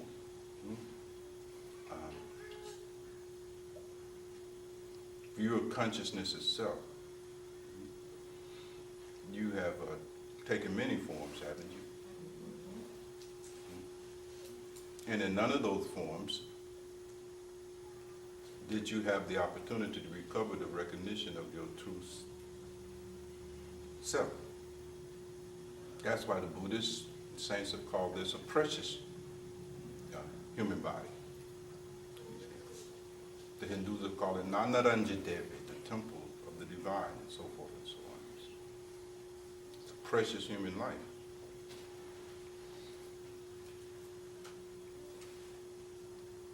And therefore, it should not be wasted. But every day that you waste and remain perplexed about your true nature is a day of your precious human life that you have wasted. You're just wasting it. At the end of the day, what have you done to warrant having been given this precious human birth? What have you really done? How have you used your precious human life day to day? What are you doing with it? Remaining deluded?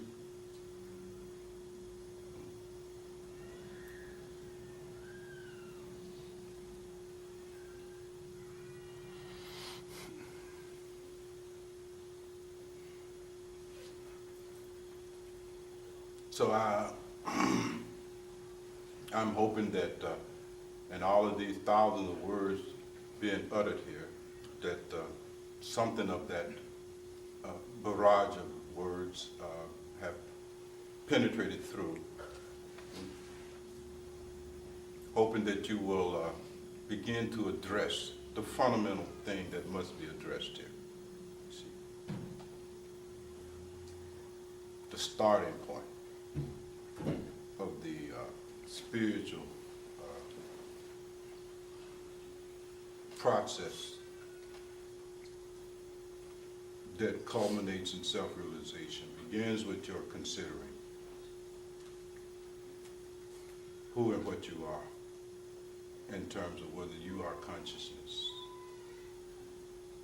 itself or whether you are the experiences that you are having in consciousness, including the experience of your body, your emotions, your thinking, the experience of manyness, you see, abeda, see, multiplicity, the experience of multiplicity, of there being more than one. Isn't that occurring within your consciousness as well?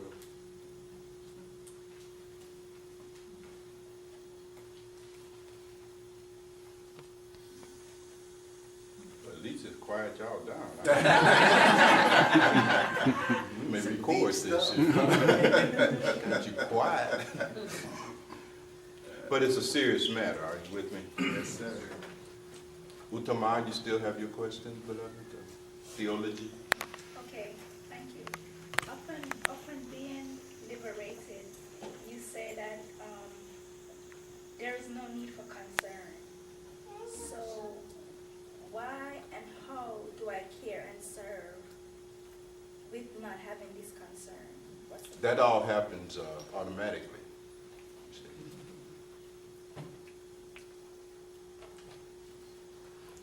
All of that is a part of phenomena, isn't it? It just goes on.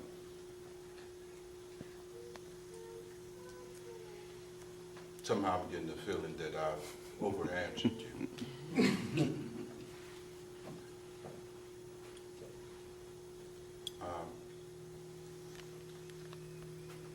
The body-mind is programmed to do this, to do that, so forth and so on.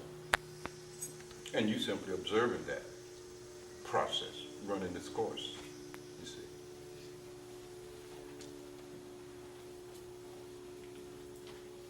If it's programmed to do what you call good, okay, you're just observing that, you see. If it's programmed to do that which is not good, you're observing that too.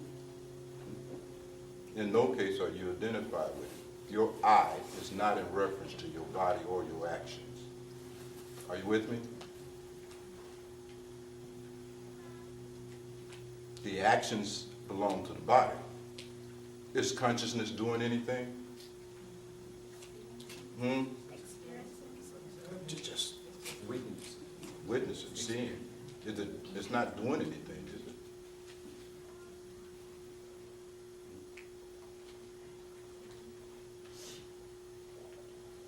I mean, that's a good starting point for you, you see. That's a good starting point for you, right?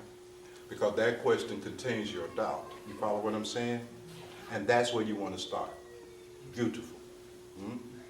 Everybody's going to have their own individual, I'm speaking now to you as a persona, right? Back to persona, okay? Every individual is going to have their own starting point, you see. You got to identify your doubt. You see my point? Get them all up there. That's good. Fine, good. Now go to it. So I don't know how you figure you're going to resolve any doubt through blind belief. Blind believing is not an antidote to doubt. You see? That's just blind believing. The doubt remains unaddressed. And it festers there. And I'm trying to suggest to you that the most fundamental form of the doubt is the doubt about who and what you are. I know I'm sounding like a broken record here. But I don't know what else to tell you that would be even close to true, other than this.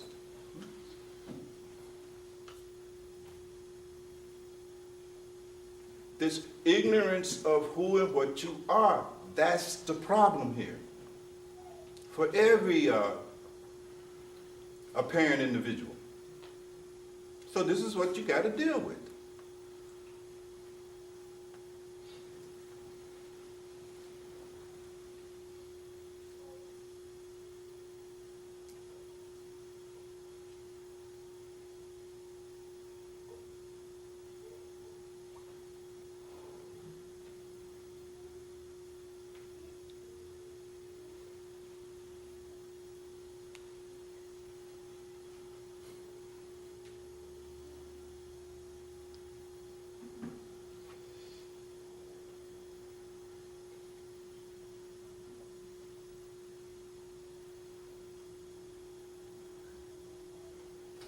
this is too deep today. Good.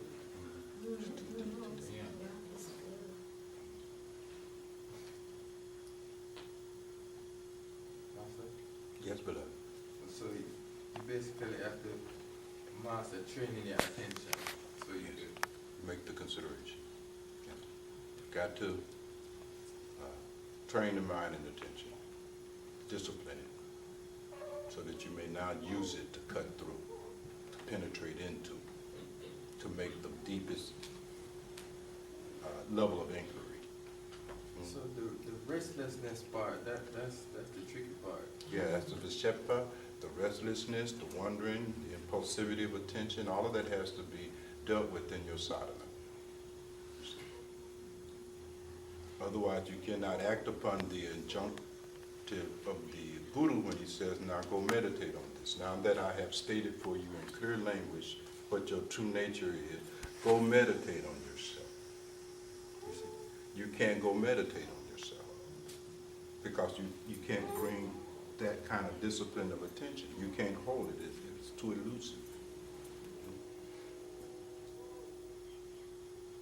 And if you can't meditate on yourself, you cannot abide as self. See, remember we're saying that the ultimate yoga is this yoga of abiding and the recognition of being only consciousness itself. You see, sinking the mind in that realization and leaving it there, understanding it is not necessary to do anything else. Period.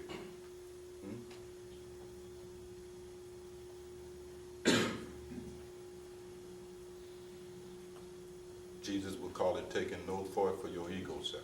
None. It's not necessary.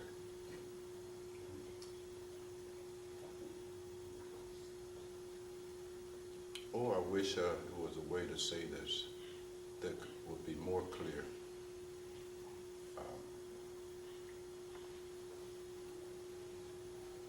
But I don't know how to talk other than the way I'm talking about it. You got to exhaust yourself. Yeah, I suppose so. That's one way of putting it.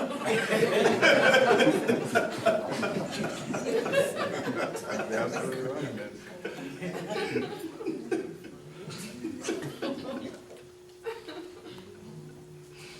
Anybody have something else to add to this discussion? We all exhausted. You all exhausted?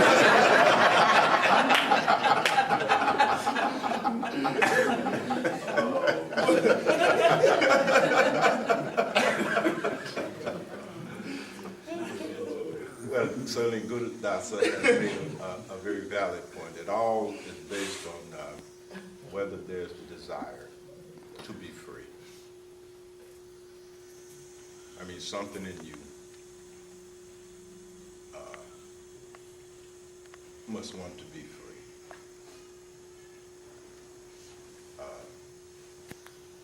Saints have said that no man or woman gets serious about this until you have suffered enough.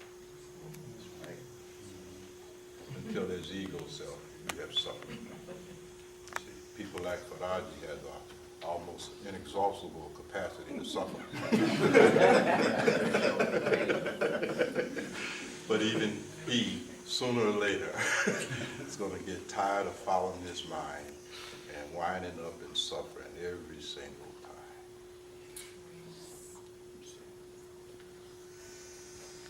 So you must become serious about bringing your suffering to an end. Let's bring it down a little bit, you see. Because like Buddha, it seems that it may be more profitable with discussion where you at. And Buddha says, okay, you may not know whether you this or that or consciousness itself or all these other great metaphysical things, but you do know one thing. You're suffering. Right? You are unhappy. You are unfulfilled. You are dissatisfied. You are confused. You're bewildered. Question is, do you want to bring that to an are you in denial about suffering? Do you have Zen sickness? Are you so committed to clinging to the false image of yourself as being on top of everything that you can't even acknowledge the reality of your own suffering? Are you so busy posturing in front of others that you have placed more value on being seen as not suffering rather than really dealing with your suffering?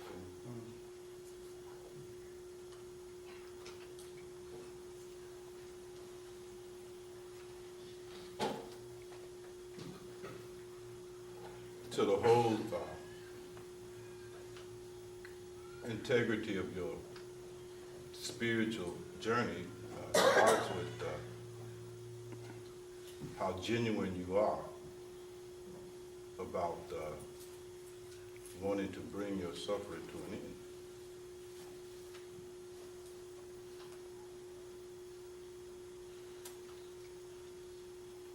Now, if you're not serious about that, then you won't take anything else serious.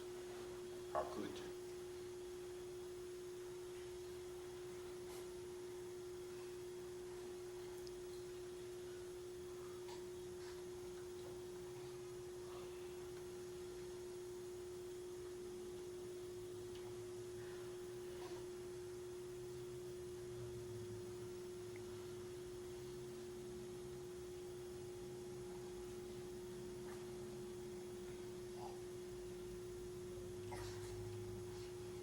So do you want to bring your suffering to an end? This is the question.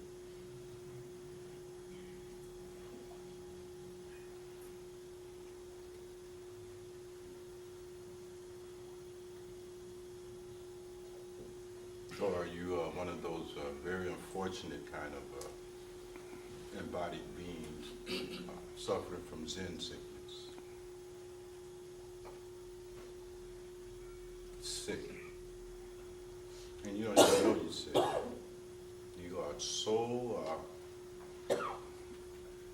bounded in your madness that you can't step out of it to even contrast your condition with the possibility of it being otherwise.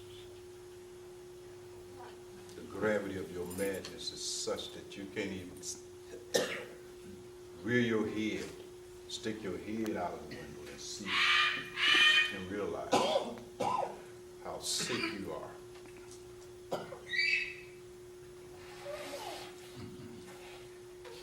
Just sick. You know, crazy people don't know they're crazy. You know what I mean? They're so crazy, they don't know they're crazy. They're so bound in that madness, they can't contrast their condition because they can't get out of it. You see, like light trapped in a black hole, you know, can't get out. Walking around thinking that they are okay. I call that the emperor without clothes syndrome. Y'all know the story, right? Right. Remember when we were in grammar school, they told us the story, the emperor and his invisible suit? Are you like that, walking around in your invisible cloak, thinking that, man, I'm all right? You think you all right?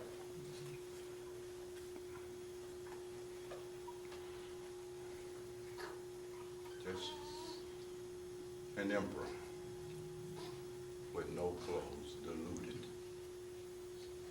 in your own madness, sick, and you don't even know you're sick. Yes, Tedavaraji. Would you think surrender would be the proper attitude when we're now? Would that be helpful?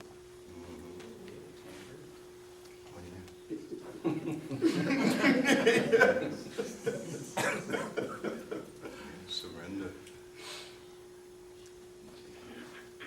And realize you don't know how to heal yourself. And go to the physician. You stop doctoring on yourself. You're not a doctor. You don't know what you're doing. You're only making your condition worse.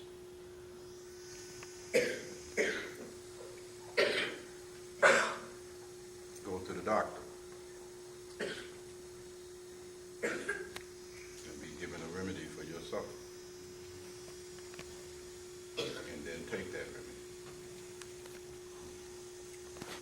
no doubt in it.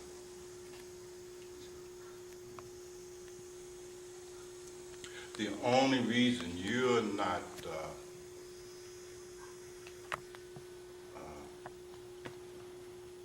completely consumed in your sadhana is because you have doubt in this doubt.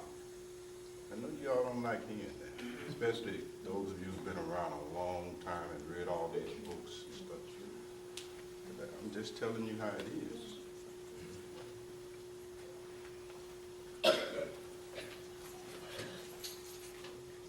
You have doubt. You even doubt that you're sick. You have doubts about that too. You are sick.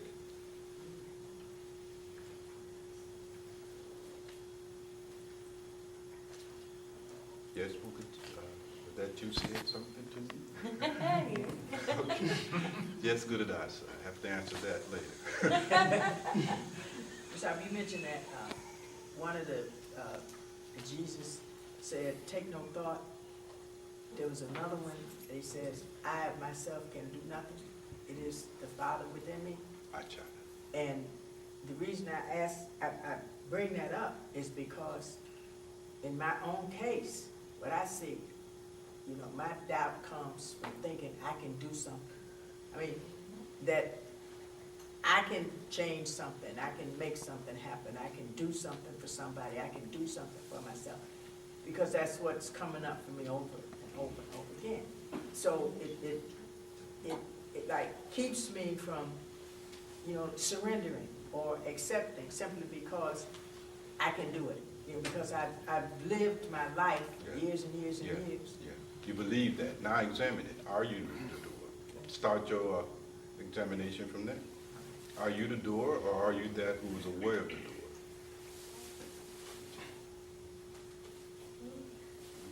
I mean, you must start there where you at. See if that's true. I already been doing something. See, radically. Yeah, I know. I scratched the surface, but I have to That's go right. You deeper. begin the process. Yeah. You have to.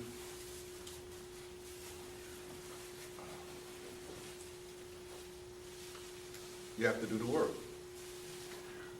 I think years and years ago, I reminded you all, and I've always tried to be honest with you, you've got to do the work. This is the work. You got to do the work. And this work, fundamentally, is the resolving of your doubt about who and what you are. And that's work, but you got to do that work. But that very doing of the work, Rosal, is precluded by the fact that this belief is so strong. Yeah. And something has to hit you. I mean, you gotta, it's like something's gotta knock me off my whatever, which is what's been happening. But because, you know, you feel that, well, you know, I can do this much and it'll be all right because you see what I'm saying? Yeah, so I it's like that. So something has got to, you know, turn me for a loop. Yeah. You know, which is what is happening. So that's grace. You know, that gets us into a real rarefied discussion, you see. But yes, something like that has to happen, that grace that interrupts our egoic momentum. Something has to interrupt that egoic momentum. And that's usually the event of Dharma and Guru in our lives, you see. But even that statement is not accurately being said. Even that is something more profound than that. It's just a great mystery, miraculous almost, some miracle occurs, you see. But in the conventional sense, yes, from the point of view of ego, it does appear something has to happen to us, you see, to trigger that process in us, that stirring. The urgency. The urgency of it all. You see. And even in some sense, even just, now I'm being really conventional, you see, just the aging of and living, as you get older and older, something of a realization begins to dawn, you know what I mean? because you're getting closer and closer to the death of who you think you are. You know, that brings a certain kind of trauma, a certain kind of crisis. And that crisis can either result in a breakthrough or a complete breakdown. It depends. But yes, something like that. After we come to in contact with the Dharma and the Guru, you see, and go through that whole process and recover that recognition, that, you know, we'll bow down to the feet of the Guru just out of sheer gratitude for being rescued from what was a fiasco, you know, something that we could not have escaped on our own, you see. What do you call that? You see, I don't know. I don't know how to capture that mystery of God waking his own self up. Well, how do you even talk about that? You know, it's just a profound matter. But certainly, I understand exactly what you're saying, Buddhadasa. Something seems necessary. You got to get a glimpse of your ego. You got to get a glimpse of the life you live. You got to get some kind of glimpse of see it for what it really is, and not what you try to pretend it is. You see, you just got to really see your condition. You got to recognize your condition. You see, no fooling, no kidding. Now, you know, stop trying to, you know, gloss over it. I mean, you really gotta you gotta smell the stench of your own egoic condition. That's what's been happening. Yes, stink. Stink your ego condition. Yeah. You see, and realize that the odor is not coming from anybody else. That's that, you know. And you gotta, and something in you, it's just gotta get fed up with all of that. I mean, something, if anything is gonna happen for you. But you have to realize there are many people who are gonna be all right with that. What can you do? But something has to happen inside of you, for real, where where you can't live like that no more. See, something has to occur where you just can't live like this no more. You just can't live like this no more. You don't know how you're gonna live, but you know I can't live like this no more. This is not enough. This got here. This is bullshit. You see, and psychologically, until you get there, you know. I mean, you're not stirred. You see, I used to always say that the saints come into this world tiptoeing. They tiptoe. They don't put a big announcement. I'm here. Everybody come see me. No. They start tiptoeing. And they're only looking for those who are tossing. And they sleep. See, they ain't having a good night's sleep. They ain't dreaming about, you know, winning the lottery. So they're tossing. They're turning. They're disturbed. You see, those are the ones who wakes up. The other one, they're asleep. You have to, and only you can say whether you are one who is tossing, who's really tossing now. You see, who really genuinely and for real cannot buy that stuff no more. Can't buy into the myth about what life should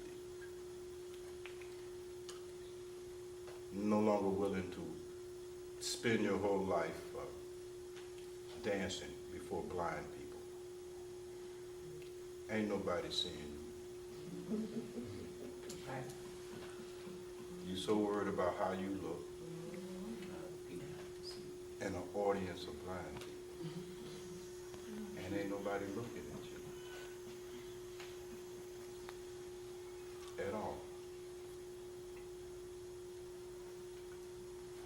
Again, sort of like the emperor with no clothes. And you see, except you think that you got all of these good qualities and characteristics, and the world is just really awed by you. Nobody's looking at you. You are unknown, just a fool walking around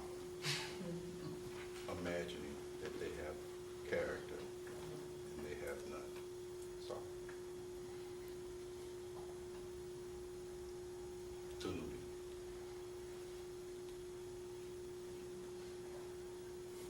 So there's something in you, you see.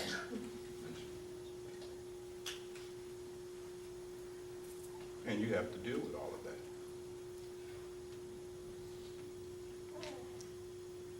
I don't know, I just thought today I would try to just talk to you straight up about it. You know, I'm taking a chance. You see. You turning it up. Hmm? You turning it up. I'm turning it up. Yeah. But I wanted to really address the heart of the matter. I can remember, you see, having to contemplate these same kinds of things that I'm offering you. It seemed like such a big task, you know. I mean, I spent a lot of days in the park, you know, showed you all Douglas Park, but that wasn't the only one. I mean, anywhere I would find me some nature, you see. And I can remember just being trapped at a state where it was even hard to, some mornings I just couldn't go to work. Just like there was mornings I couldn't go to school. You know, thank God I've had grace, but there was just some morning I started off work, I just said, shit. I go down to Lincoln Park, because I had to deal with this thing. I couldn't, it wouldn't let me live my usual life, you know what I mean? I mean, I was literally taken over by an outside force, if you will, and made to park. And sometimes just sit in my car, considering what I'm telling you. You see? You know, long hours, just sitting. Because sometimes that's what it takes, you know. This is not something you're going to do in a weekend. I mean, this may take years, but you got to begin at some point, you see. Just really sitting on there looking out into Lake Michigan, really pondering this thing, you see. Really trying to get down to this thing. Knowing that I could act as if I was alive, I had that down to a science. I know how to act like I'm alive. You see my point? But then that's not equal to being alive, you know?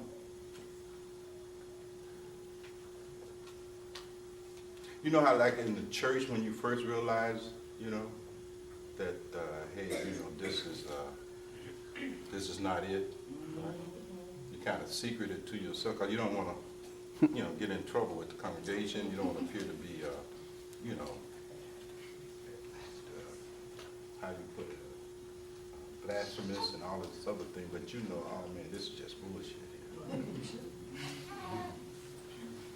And you keep going, even in that recognition, but at some point, you just can't go in no more.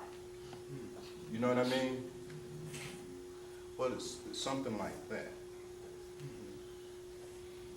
At some point you realize that I wasn't just born to pay telephone bills and car notes and mortgages.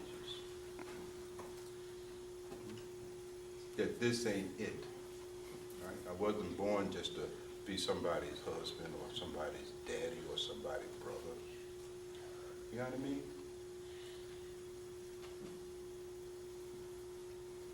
That's not it.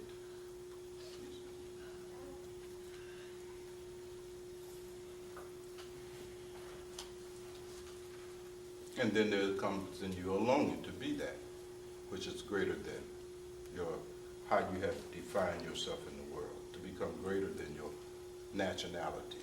You see my point? To become greater than your various roles.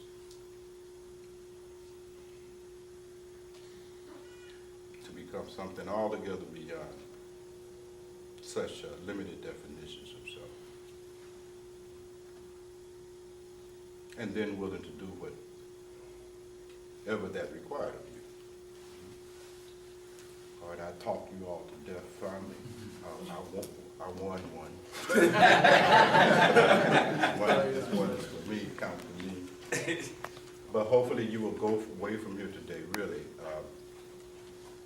and really move into this phase of manana, and really begin a deep inquiry, a deep investigation, an examination of the arguments that you have heard, not just from me, but the arguments you have heard and read about from all kinds of different various backgrounds, spiritual traditions, and so forth.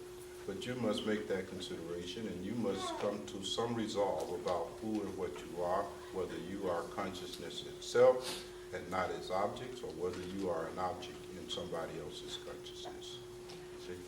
I don't know who's conscious of what you are other than you. Follow me? I don't know if that which is aware of what you're doing is something different from you. You see? If you're not that which is aware of yourself, then what is the awareness? Is that somebody else's awareness that is being aware of you sitting there? I mean, get into it. Find all this out. Come to some resolution about it without any more doubt. Because as long as you got this doubt about it, you're not going to be able to engage in any kind of authentic silence. Make use of the cooler house. I know you all going to have a meeting later on here.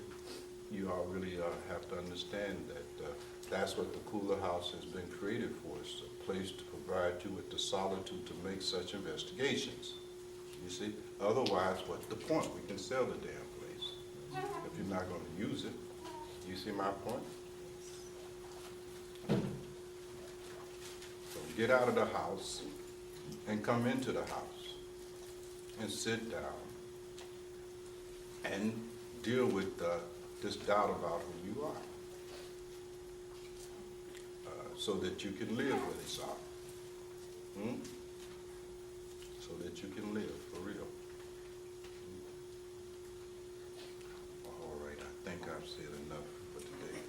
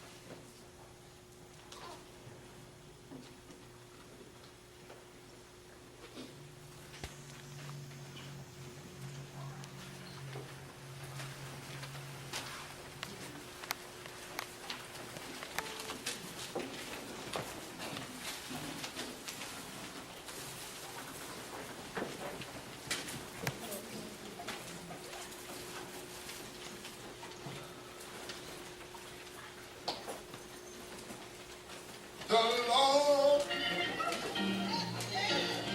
you listen me. Come on. And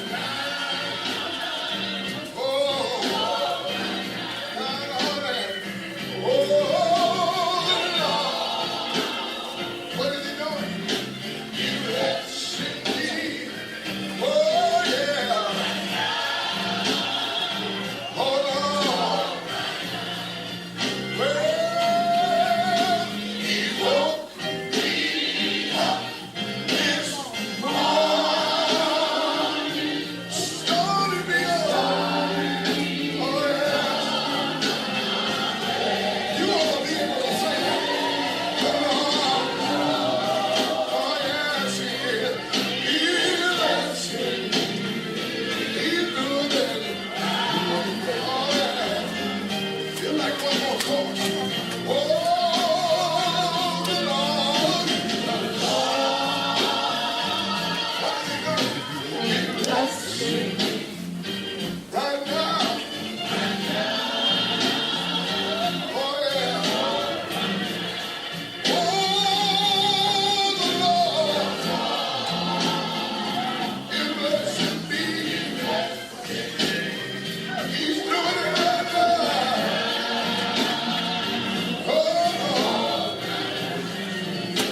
did you play it today? Well, this morning,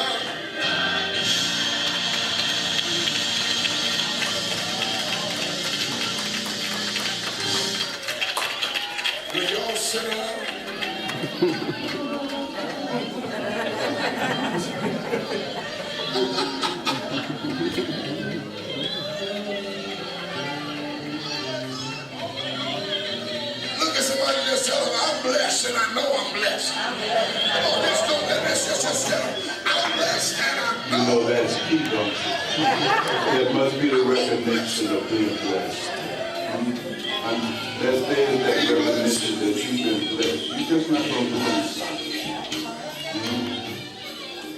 Basic recognition 101.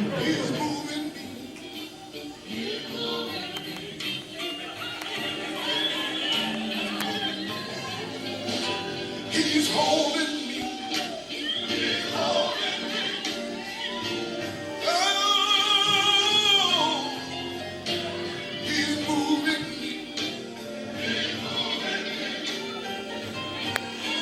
Take your blessings seriously. Anybody know he's a healer?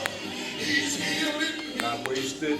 Being privileged. Anybody here know you can lay your hands on yourself? Oh, he's healing me. Physician heals you. Lord is healing you.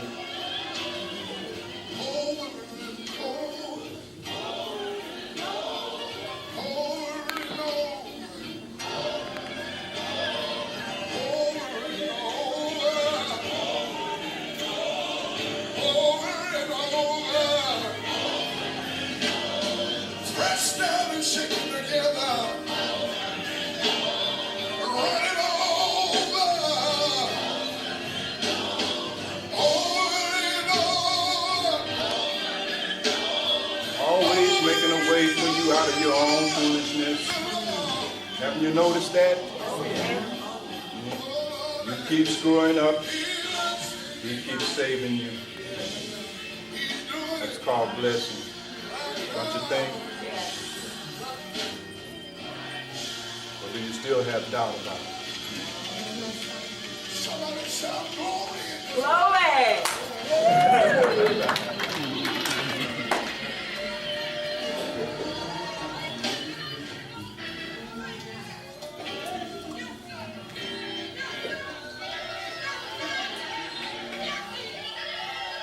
When you think about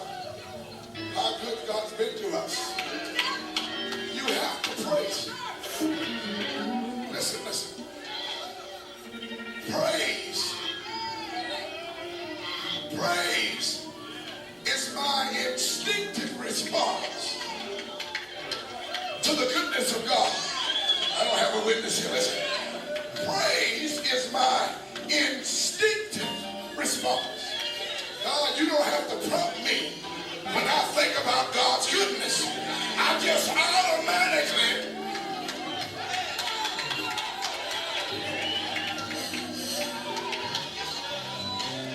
We got so much to be thankful for.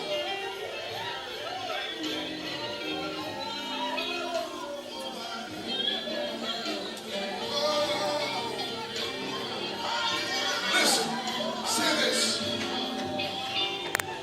You don't know like I know.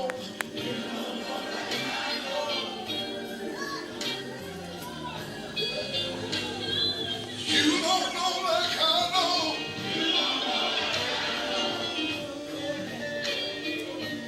The Lord.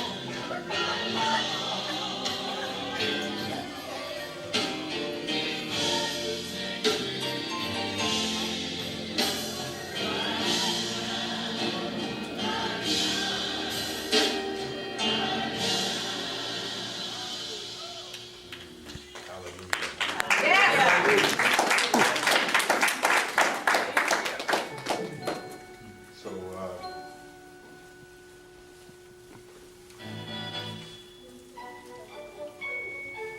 let's go from here and appreciate the gift that we've been given. And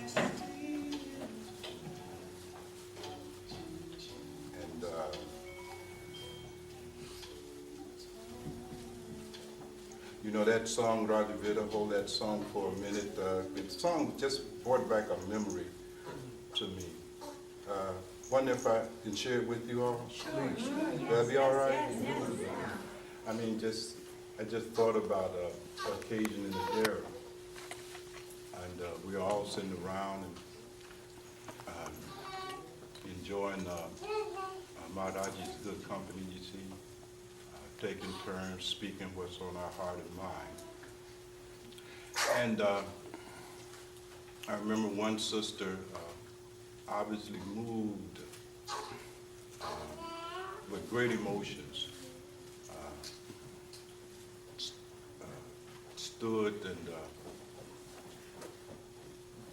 and began to inform Maharaji about how much she loves her.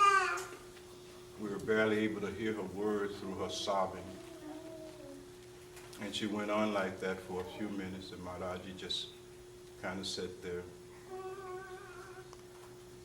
And then after she had calmed down and returned to her seat,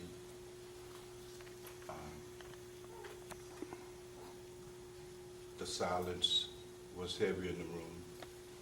And Maharaji looked at her and said, but you didn't say it's me only that you love. You see, that was a lesson to me. It reminded me of the poem I read in Kabir Sahib, where Kabir Sahib said, if I'm drowning, you see, I'm only taking the hand of my Guru, even if God reaches into me. I'd rather drown than reach for another hand. That taught me something about the nature of the Guru-disciple relationship. All right. Years later, when Bilal and I stumbled upon what we thought was an enlightened being in Cicero, interestingly enough, his name was Puri, like our friend Isvara Puri, but they were not related.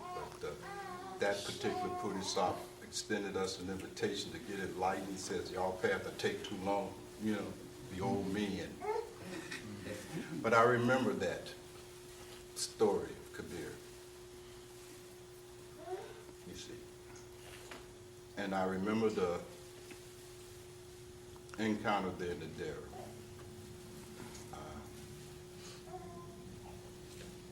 And decided I'll take my chances. So I'm sorry about that. I just wanted to share that with you.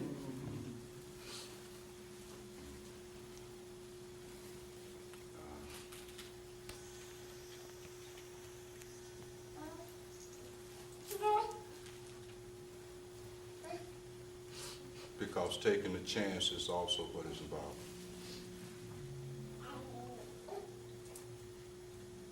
All right, Brother Billy, you can do what you do best there.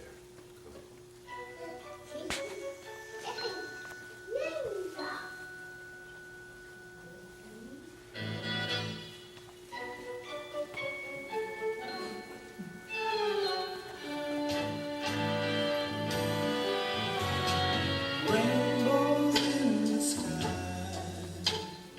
I still July, watching shooting stars can be so much fun.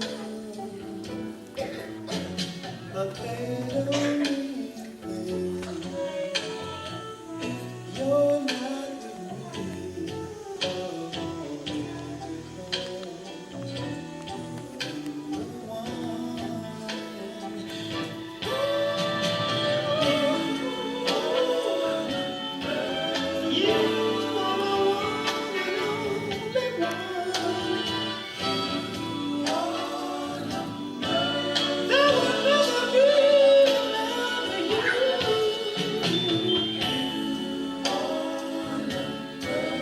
with me, you and me belong together. We need each other. We are living in a world spinning round from day to day. Inside the Milky Way. And if the world catches you off guard and spins you off, I will bring you back. If I think of all the things that mean so much to you, the words don't mean as much as actions actually. Rainbows in the sky, I still July, watching shooting stars can be so much fun. But they